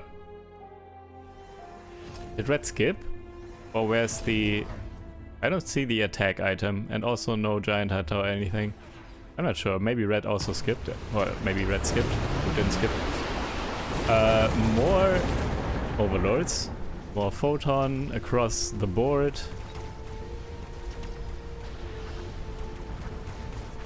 This level 3 fortress going down kind of quickly. This might be too much, actually. Level 2 overlords not addressed here. Not properly addressed. Not enough anti-air. There was anti-air barrage on the fortresses, but yeah, when the overlords get levels, it gets worse and worse. And you definitely need some... There were some phoenixes, but not enough, and also level 1, I'm pretty sure, to back this up. Alright, alright. GG's.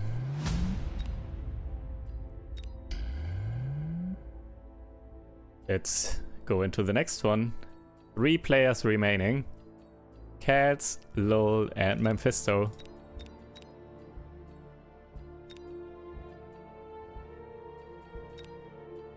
So at this point I'm rooting for Lol.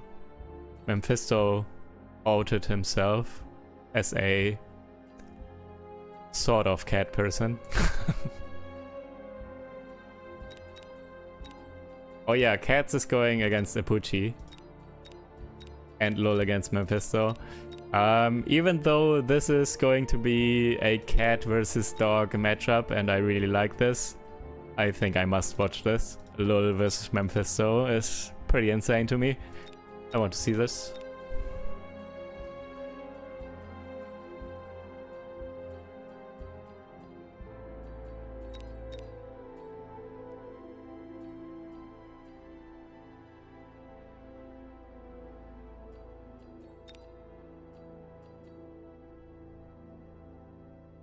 Also super convincing. Yeah, it is like this. Super convincing record here. Very high on HP in all the matches by Lol. Mephisto also pretty good. Cats. Oh, there was, yeah, one really close one against Skip. Alright. I am ready for this match here.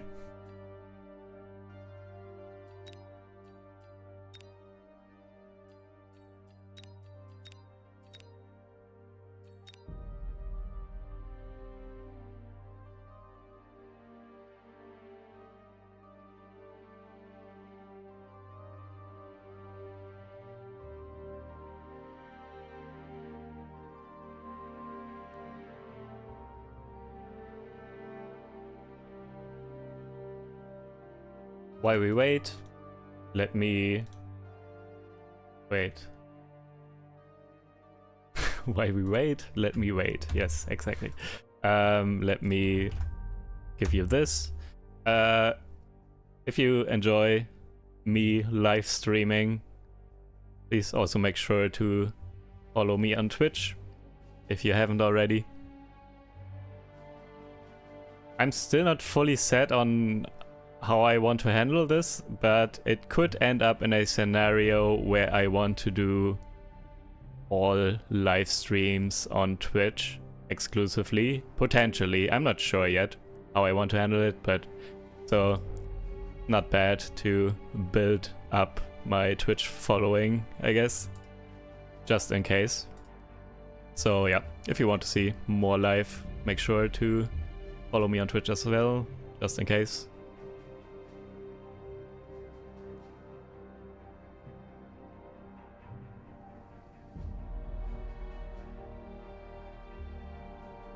Alrighty.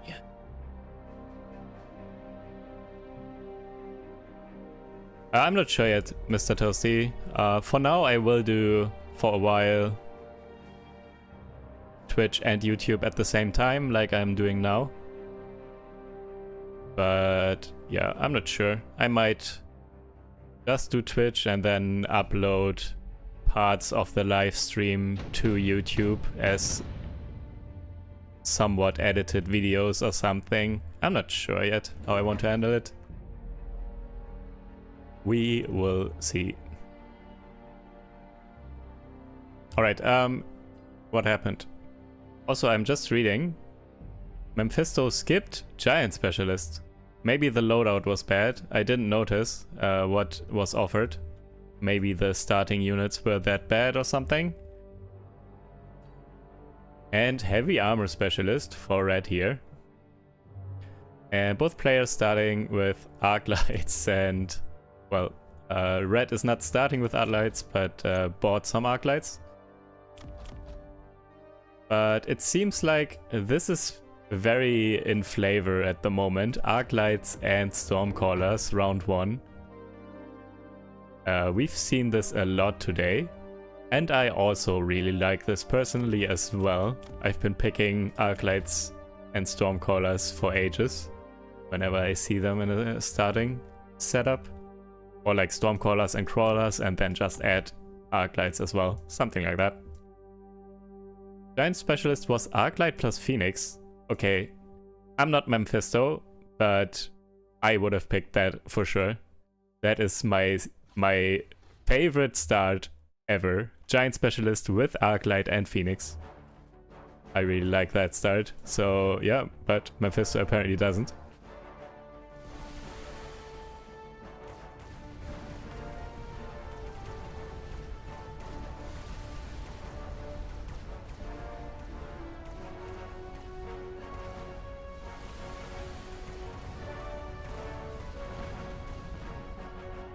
Chaff Wars getting won by red.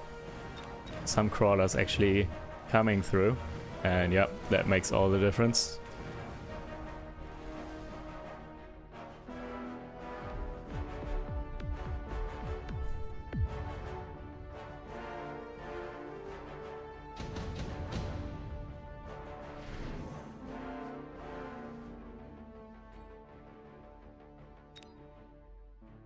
And yeah, there are 3 packs of crawlers for red, so that makes the difference in the Chaff Wars, of course. Missile Strike for red.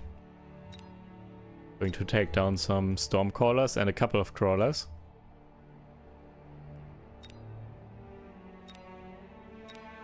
Maybe also, yeah, I was going to say maybe also for Mephisto. Actually taking down crawlers instead. Interesting choice. Taking down crawlers instead of Stormcallers. Really hates those crawlers because they won red last round. But yeah, one less pack of Stormcallers definitely also really good.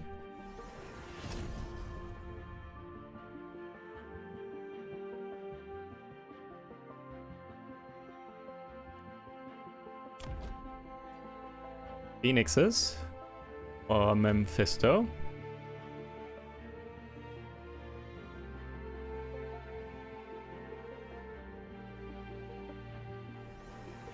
Mephisto could have been cheeky here and went for flank Phoenixes. Would have actually worked out. Maybe even on the left side if he put them further back. Also with these crawlers removed, these could have now flown in. But anyways. Yeah, just Chaff Wars, more crawlers were added. Both players with 1 pack of Phoenixes. So once again, this is kind of looking like a classic game for me. Like I was saying earlier, this is how I like to play my standard strategies kind of. Focusing on Stormcallers, Arclights, Chaff and Phoenixes. I really like this sort of play. This is my comfort strategy myself, and it's really strong. Oh yeah, Mephisto getting it back here.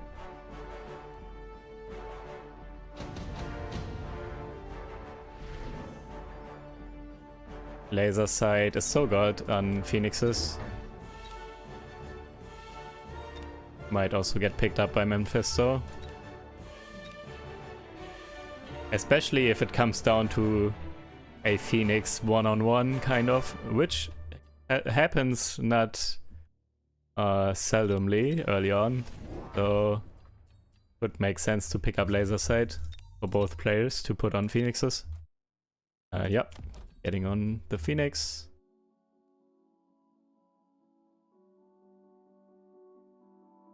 I really hate when one player is taking forever to select, because then I'm kind of stuck on the screen, but also I want to see what the other player is doing. So red now can already do everything and buy units and position and everything, but then I might... So I will either pick the pick of the card or whatever, or I will miss some unit deployments. It's really awkward when you're spectating. Anyways. Extended Arclight range. Mephisto, okay, that's why he was thinking about this for so long, because that's a little bit unusual. Picking that up and now also going for a charged shot and buying more Arclights. So maybe Mephisto is trying to go for carry Arclights again. I'm not really sure I like carry Arclights into Stormcallers and Phoenixes though.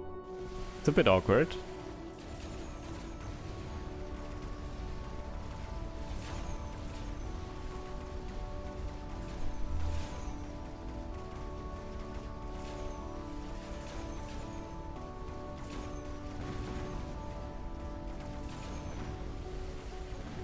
And Phoenixes actually stuck on the Stormcallers, so the Phoenixes without laser sight here actually winning. I mean, looking good so far. Charge shot Arclights with extra range. Interesting. Oh, tower debuff. Noise. Actually worked out in Mephisto's favor here with the tower debuff timings.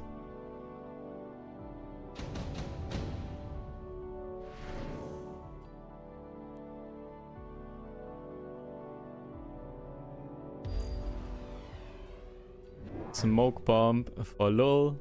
Lul picking super quick. The cards once again. Yeah, barrier is a bit awkward. I'm not sure if Mephisto wants to go giants now. So maybe also smoke bomb, but alright. We will see here in a second.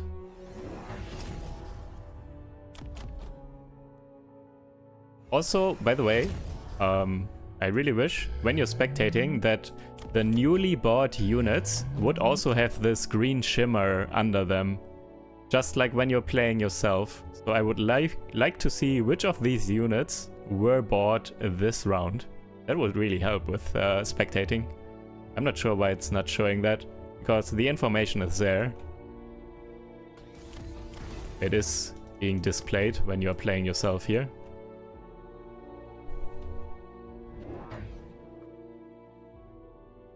But yeah, Fangs, it seems. Building up some Fang army for Lul, and that's correct, I think. Careful with that box. You're right. I am trying to do this less. Building up a Fang army and a staggered Fang army is really important here, I think, against carry Arclights. Because Arclights do not get through Fangs that quickly.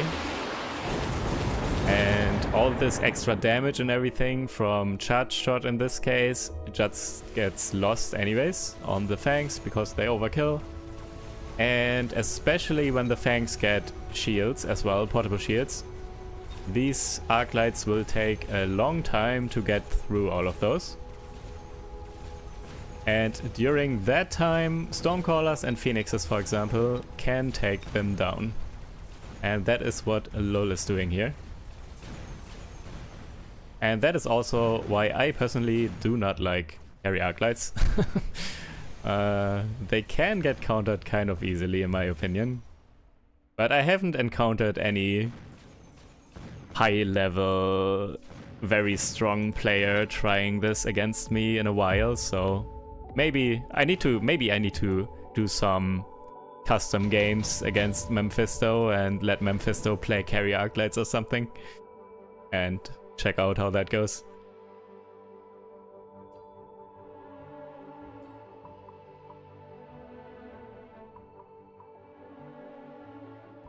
Skip by lol. Actually, Mephisto, by the way, picked up the barrier last turn. So maybe we will see a giant now. Also range specialist. Interesting. Lul not picking up anything. Kind of.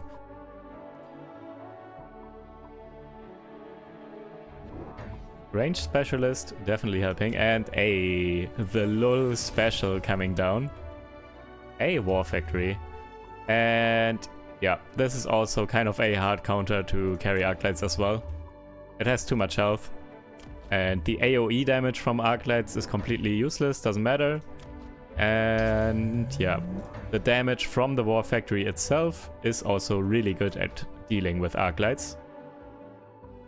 However, now we're seeing also a fortress by Mephisto. And it's getting the barrier item. Putting it on the right into the smoke. I guess to not lose too hard on this side because of the smoke. Missile strikes coming down. Oh. Yeah, both missile strikes actually going to take down phoenixes and crawlers.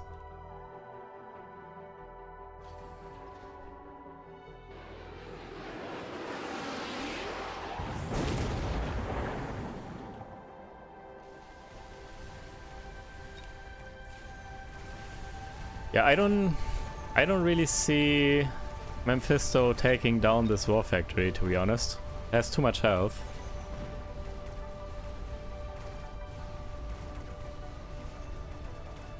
That being said, it's looking good on the right side though, for Mephisto. So let's see how the tower timings come into play here. Going to be very close. Yep.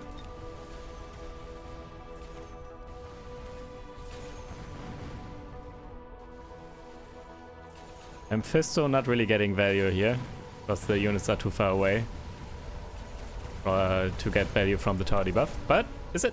Oh, very close, but good enough. Very good for Mephisto here, that he could take this down after all. Stormcallers and Phoenixes over the entire course of a round were finally able to take down the War Factory. But it's not going to last. Mephisto needs more damage for the War Factory in particular. And it can't be Stormcallers because of Missile Intercept. And there it is.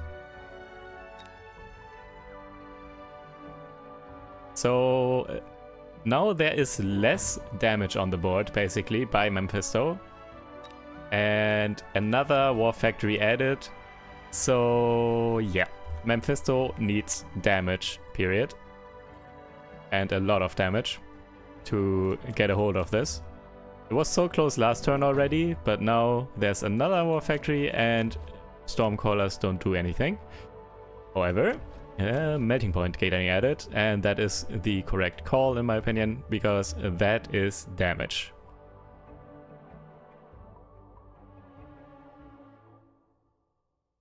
Let's see if the engagement turns out in the way Mephisto is hoping here, that the Melting Point can actually lock on to the War Factory.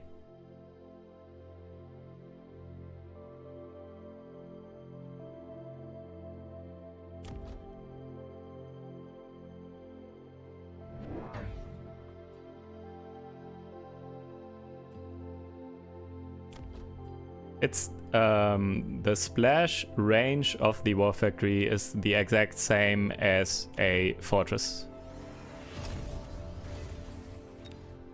And so is the damage and attack speed and everything basically.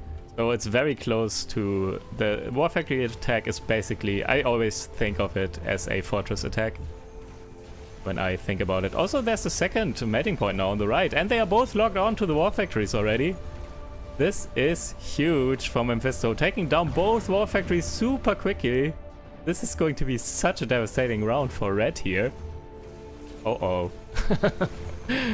This is going to be a ton of damage coming in. Also, melting points with crawler spawn already as well. So some more help with the chaff. Oh, one fortress still going down though. 400 less damage. Oh, okay. It didn't matter though. Even with the fortress alive, Lul would not have died here, but that's a ton of damage. So the pressure is now on for Lul. Really needs to get some chaff in front.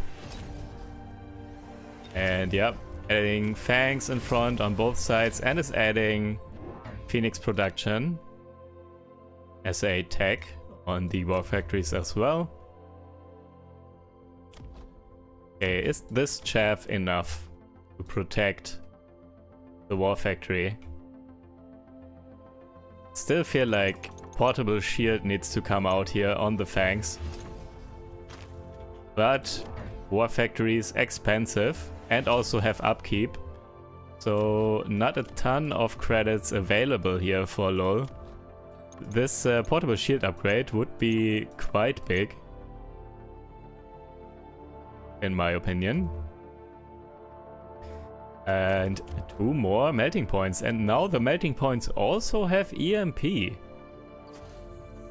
So they can disable the melting points, the war factories potentially.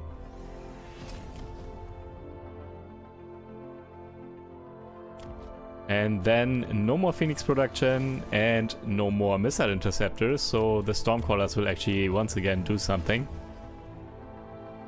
This is looking really good for Mephisto here.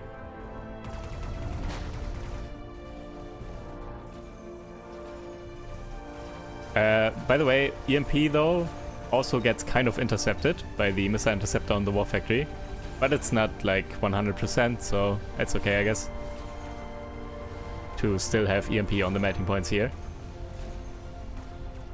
But yeah, the chaff is getting taken care of kind of quickly, and the melting points both locked on once again on both sides, and both war factories going down. Are the phoenixes enough? A lot of phoenixes produced already, but the couple of phoenixes as support, at least on the left side, are enough. On the right side, losing. 4 phoenixes left to take down all of this, but tower debuff coming in at a good time as well. And this is the game for Mephisto. Very strong play. Very, very strong play. Very good reacting right away to the war factory with melting point. I don't think there's another way. You need the damage. I think this is basically the only answer you have to quickly take care of war factories. Otherwise you can't get a hold of them because it's too much HP. And obviously Stormcrawlers don't do anything because they just get intercepted as well. Alright, very good. Mephisto playing super solid this tournament. And Cats won. Hey! We will see the finals between Mephisto and Cats. Nice. That's a good one. These are still at very high health. Let's check this out.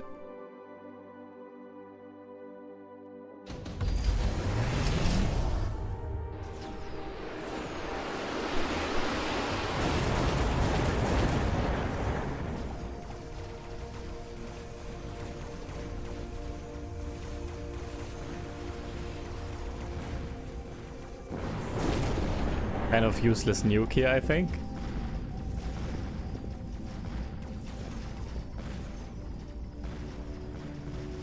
Oh, what's this? Mass fangs, I guess. Mass leveled fangs with triple tech on red side. EMP phoenixes I need to see the board one more time. Not sure what they are EMPing. What is this? The round is over, and now there's a level 3 Overlord coming in as a flank. What is this? It came in so late. It was probably delayed by some units, but still, it's it's kind of funny. Entire match over. Oh, okay. Phoenix is disabling the tag on Overlords, for example. Not sure if it's just for the Overlords, but it definitely helps here. Also Overlords with armor, so to counter the Fangs. Overlords basically not taking damage from the Fangs anymore.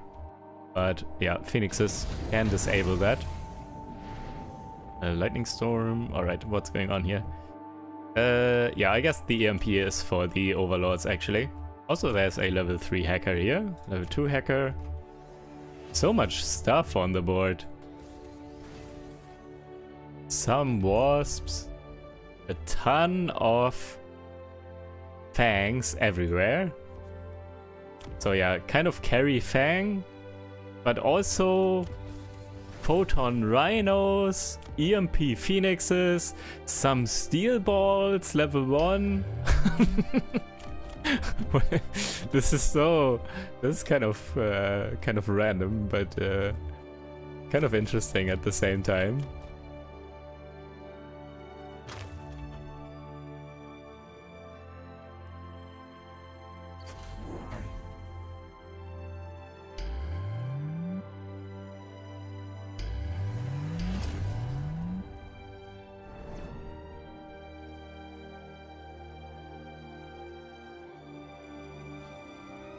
Range Mustangs to deal with these tanks, I guess, but it might be a bit late getting level 1 Mustangs now.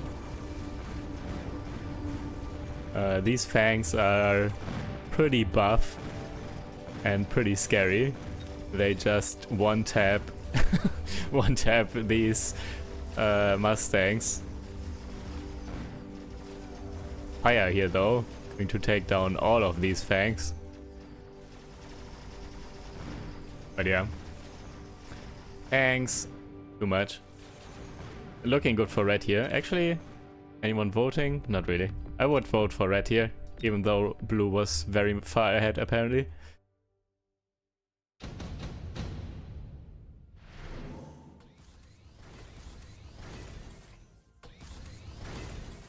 But that's also how oftentimes Fang games go if you play carry Fangs. They only come online in the later rounds when they have some levels and like triple tag and everything, and all of a sudden they just mow down everything. Especially if they don't get answered early by Mustangs, and blue did not answer those early with Mustangs. Range? Launcher Overload War Factory. What?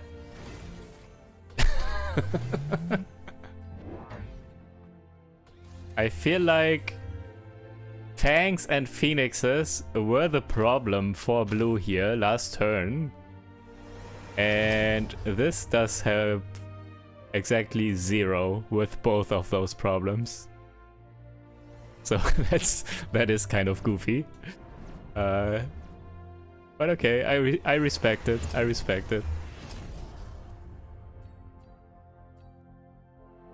Not sure if it's not going to be good, but it's something, that's for sure.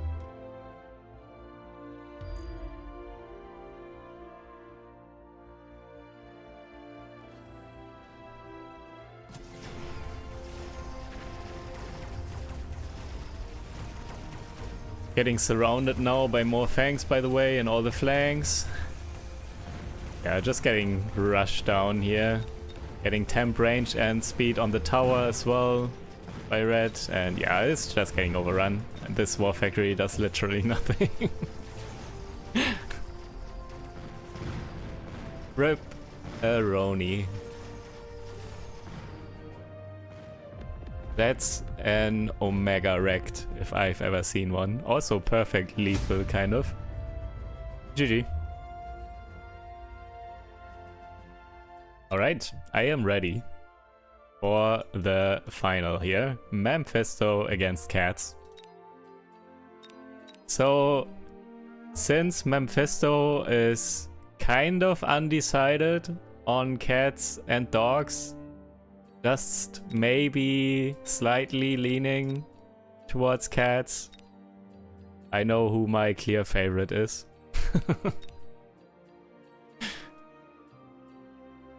Hey, Epic Gamer, what's up? Yep, it is the Stellaris soundtrack.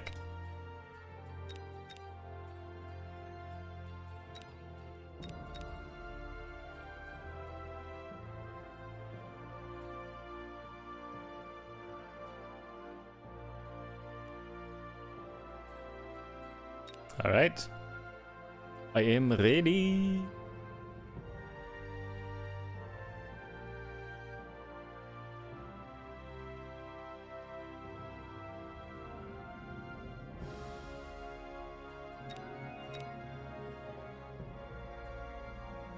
Also Lul versus Vaitai, by the way.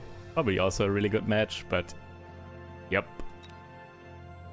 I'm for the final.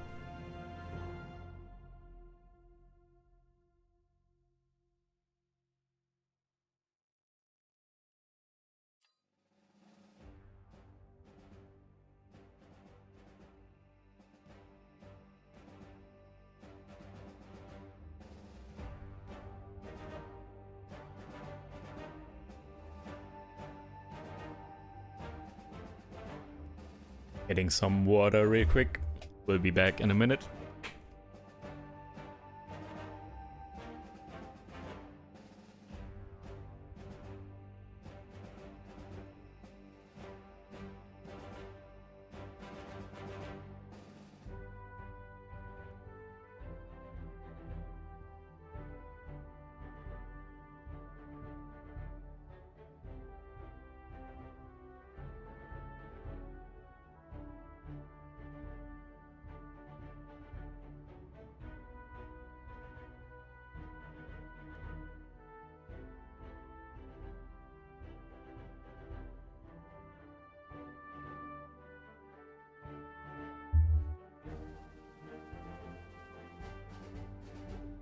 Alrighty.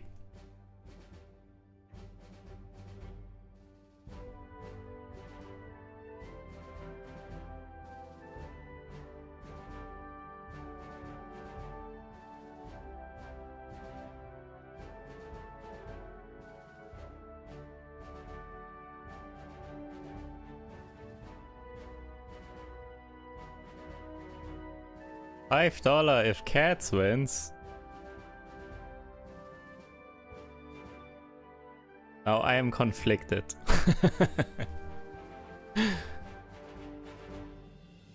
Hey, Giant Specialist, Arclight, Stormcaller start. This is literally what we've talked about all day. Arclight, Stormcallers, and Giant Specialist.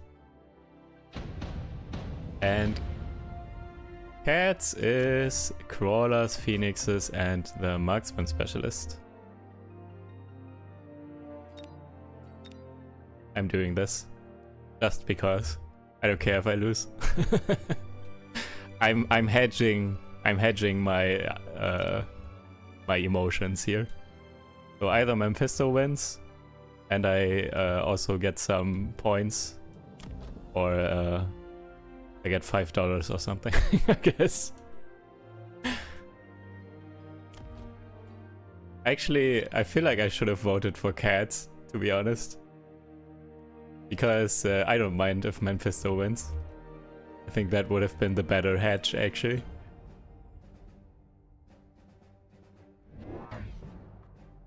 Anyways, more crawlers getting added.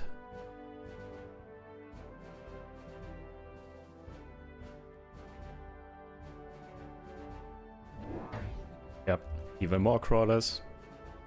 So already 5 packs of crawlers here for blue. These Arclights have a job to do. But to do so, they need to be protected against the marksmen and the phoenixes. So chaff and more chaff needs to come out by Mephisto. And yeah, going for 2 packs of fangs for now. Possibly also more crawlers next turn, I would assume. Definitely needs more chaff to protect all of this. That being said, also needs some good anti-air against the phoenixes though. The fangs will not do, I don't think.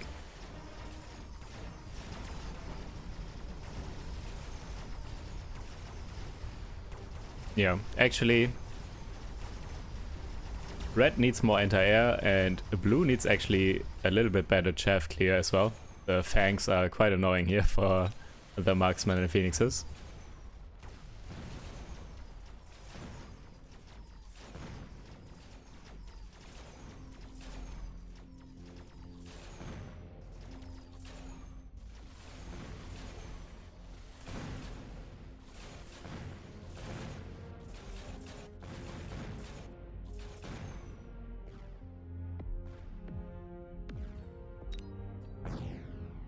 Oh, quite a lot of voters here.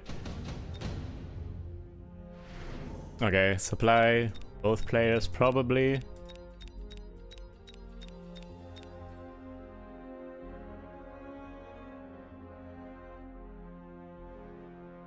By the way, deployment specialist in this case is a trap.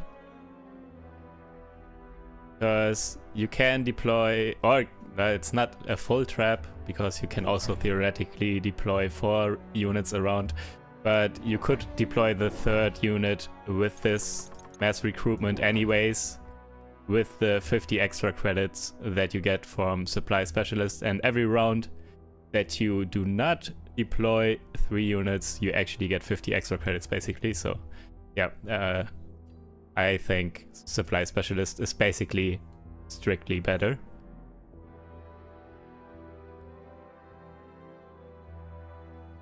And Mustangs, yep.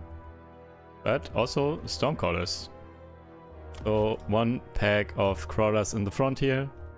Let's see if we'll also see some mobile beacon eventually. Not this turn though. To distract these Stormcallers for a bit. But this Arclight in the middle is going to take kind of quick care of these. And yeah, Mustangs to help deal with the Phoenixes.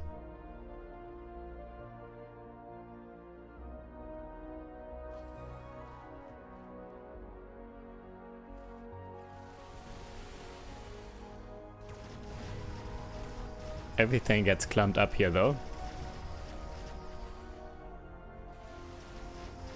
And Stormcallers hitting quite well. Now also focusing the Mustangs, and yeah, Mustangs are almost all down already. So I feel like... oh, actually, maybe it's really close. Can they take down the Phoenixes? They cannot. But there are also still some tanks left. But they also get taken out. Oh, I think this is once again probably Blue's round because of the Phoenixes. Oh, there's only 1 left. But 5 Fangs against 1 Phoenix. Let's see.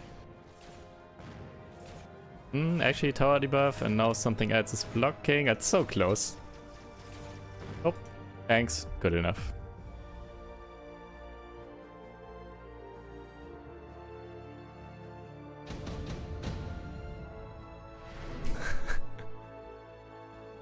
Cat said he is okay to lose, since Mephisto is rather a Cat's person too.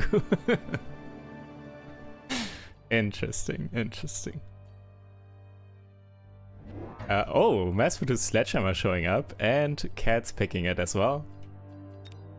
Very cool, very cool. Let's see if Mephisto also... no, Mephisto not liking the mass-produced Sledgehammers as much. This scenario at least. Shield device specialist instead. And yeah, we will we will see some Sledgehammers getting spammed here now.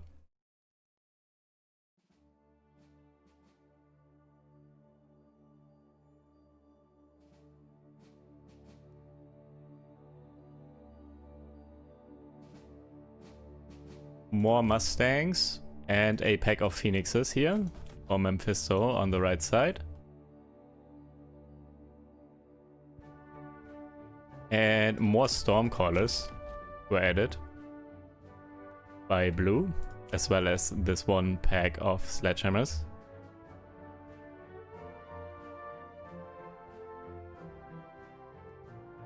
But I'm pretty sure next turn the blue will probably spam at least 2, maybe 3 more Sledgehammers to get the value out of mass produced.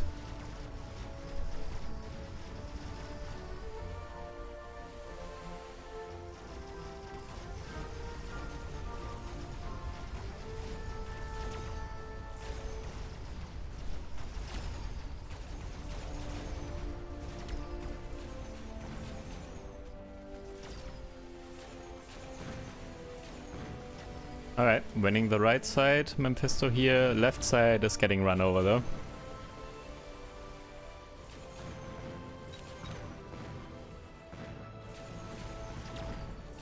And also not really anything left on the right side either, just the Phoenixes. Everything else was still taken care of by the Stormcallers.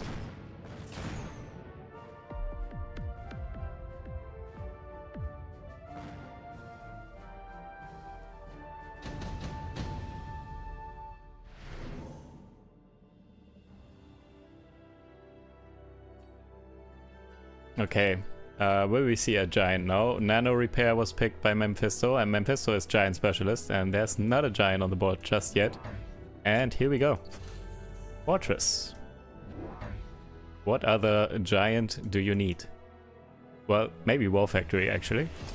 Because now there are 4 Stormcallers here by blue, so maybe eventually Mephisto could also add a War Factory with Missile Intercept. Oh, also I need to stop making these squares or I get wrecked again. And yeah, blue is adding 2 more packs of the Sledgehammers. Crawlers have Subterranean Blitz now, so they are quicker and don't die as easily to both the Stormcallers as well as the Arclights here. Quite a bit tankier. Take 70% reduced damage while they are underground.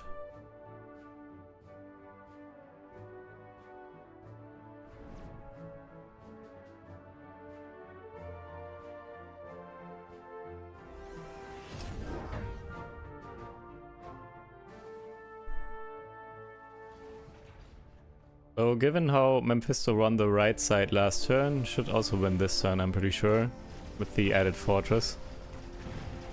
Let's see how the left side is going though. Also the fortress can tank quite a few shots here from the Stormcallers now, with Nano Repair as well. Oh, actually it's a lot of damage though. It's going down quicker than I thought. All the focus might be too much. Also left side is coming through and is going to take the tower here. Oh, now right side is losing as well. Subterranean Crawlers bought quite a bit more time for blue here.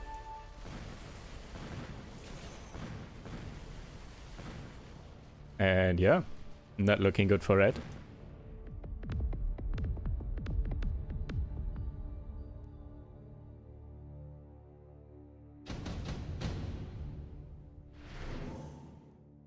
Oh, top supply, deployment specialist. Definitely, I don't think advanced firepower control system, but yeah, one of these two. And actually, top supply for blue and deployment specialist for red.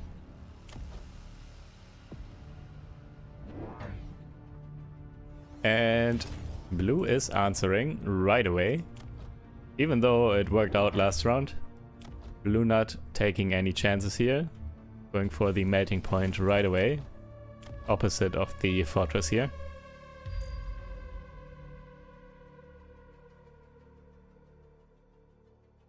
So it's, yeah, it's looking really solid for blue at the moment. Not fully sure how Mephisto can get a handle on this.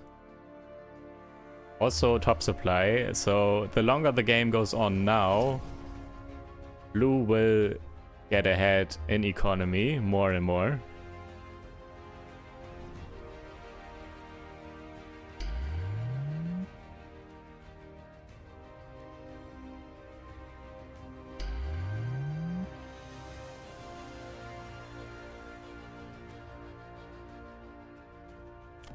Range on the Mustangs.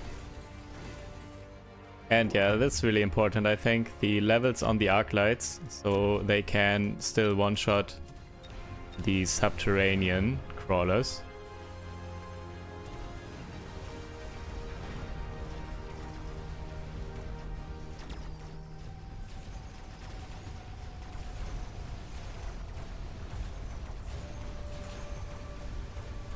Melting point locked onto the fortress. Getting wrecked. Left side is looking good though. Left side was losing somewhat hard last turn, and middle looking better as well. So now the right side is the problem with the melting point against the fortress there. That's quite the close round now, and will probably also once again come down to a degree to tower timings. And melting point goes down. Tower timing, or tower debuff. Oh, actually, Phoenix is taking down the one Phoenix by Blue there.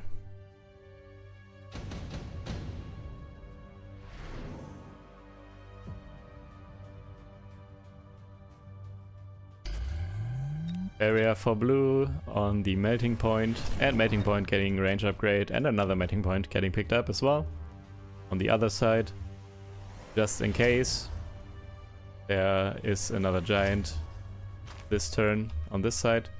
And Mephisto is selling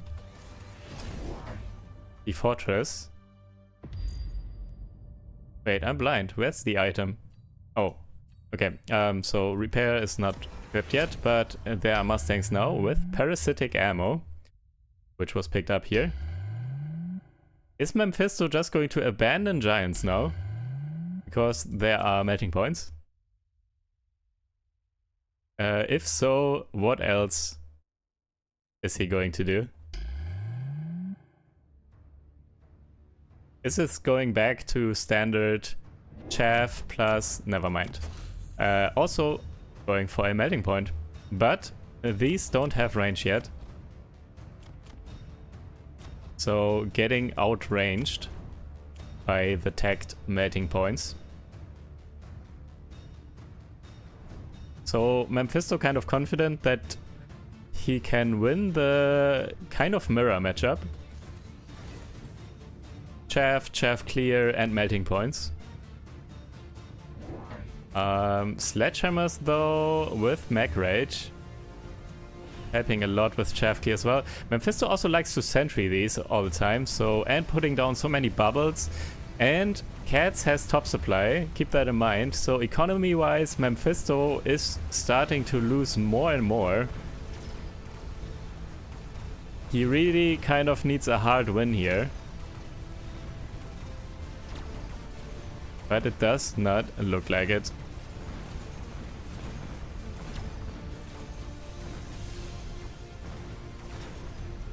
Bubble saving the tower for a while though. Tower debuff could have come in a long time ago, but it's actually still not. Getting distracted here. However, so many Stormcallers still alive. And one melting point as well. Two melting points, there's another one. Kind of was hidden there in the bubble. Alright, not taking too much damage, but once again, if Mephisto isn't starting to win right now, it's over. Not just health-wise, but also economy-wise, so this is very rough here for Red.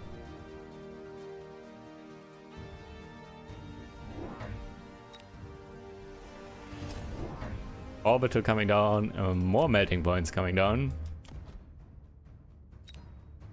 Also orbital for Mephisto as well.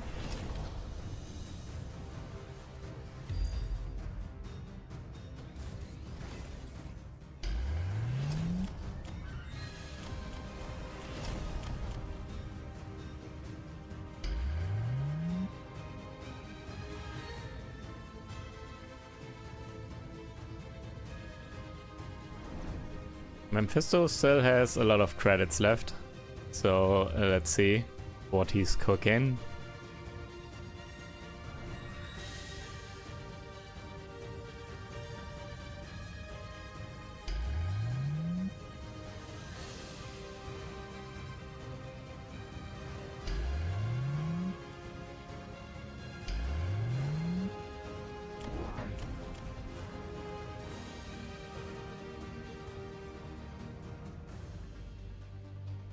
Bubbles coming down once again, this turn especially against the orbital. And charge shot. Help with both the sledgehammers as well as the subterranean crawlers, I guess. No range pack on the melting points though, so still in a range disadvantage.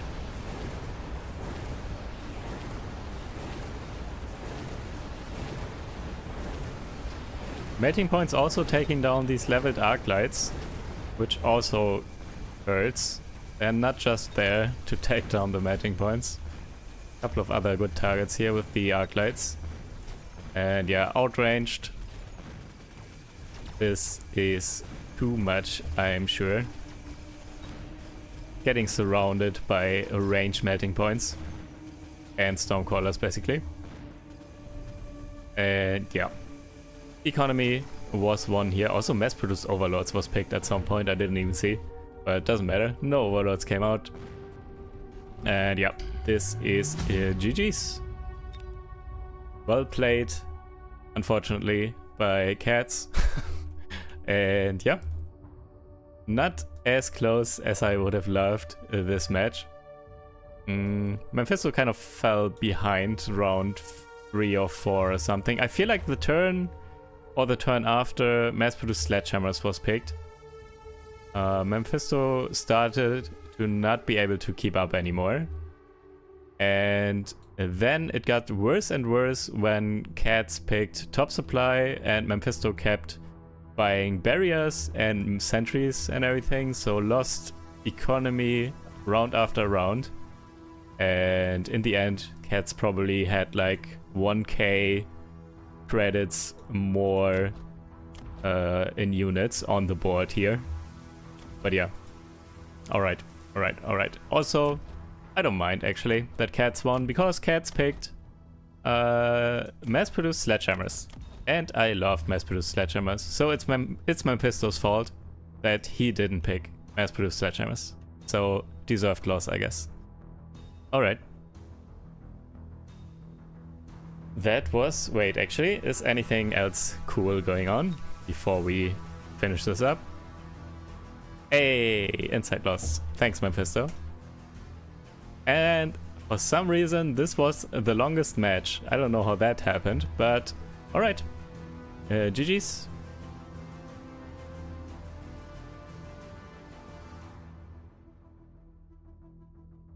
This was the tournament today.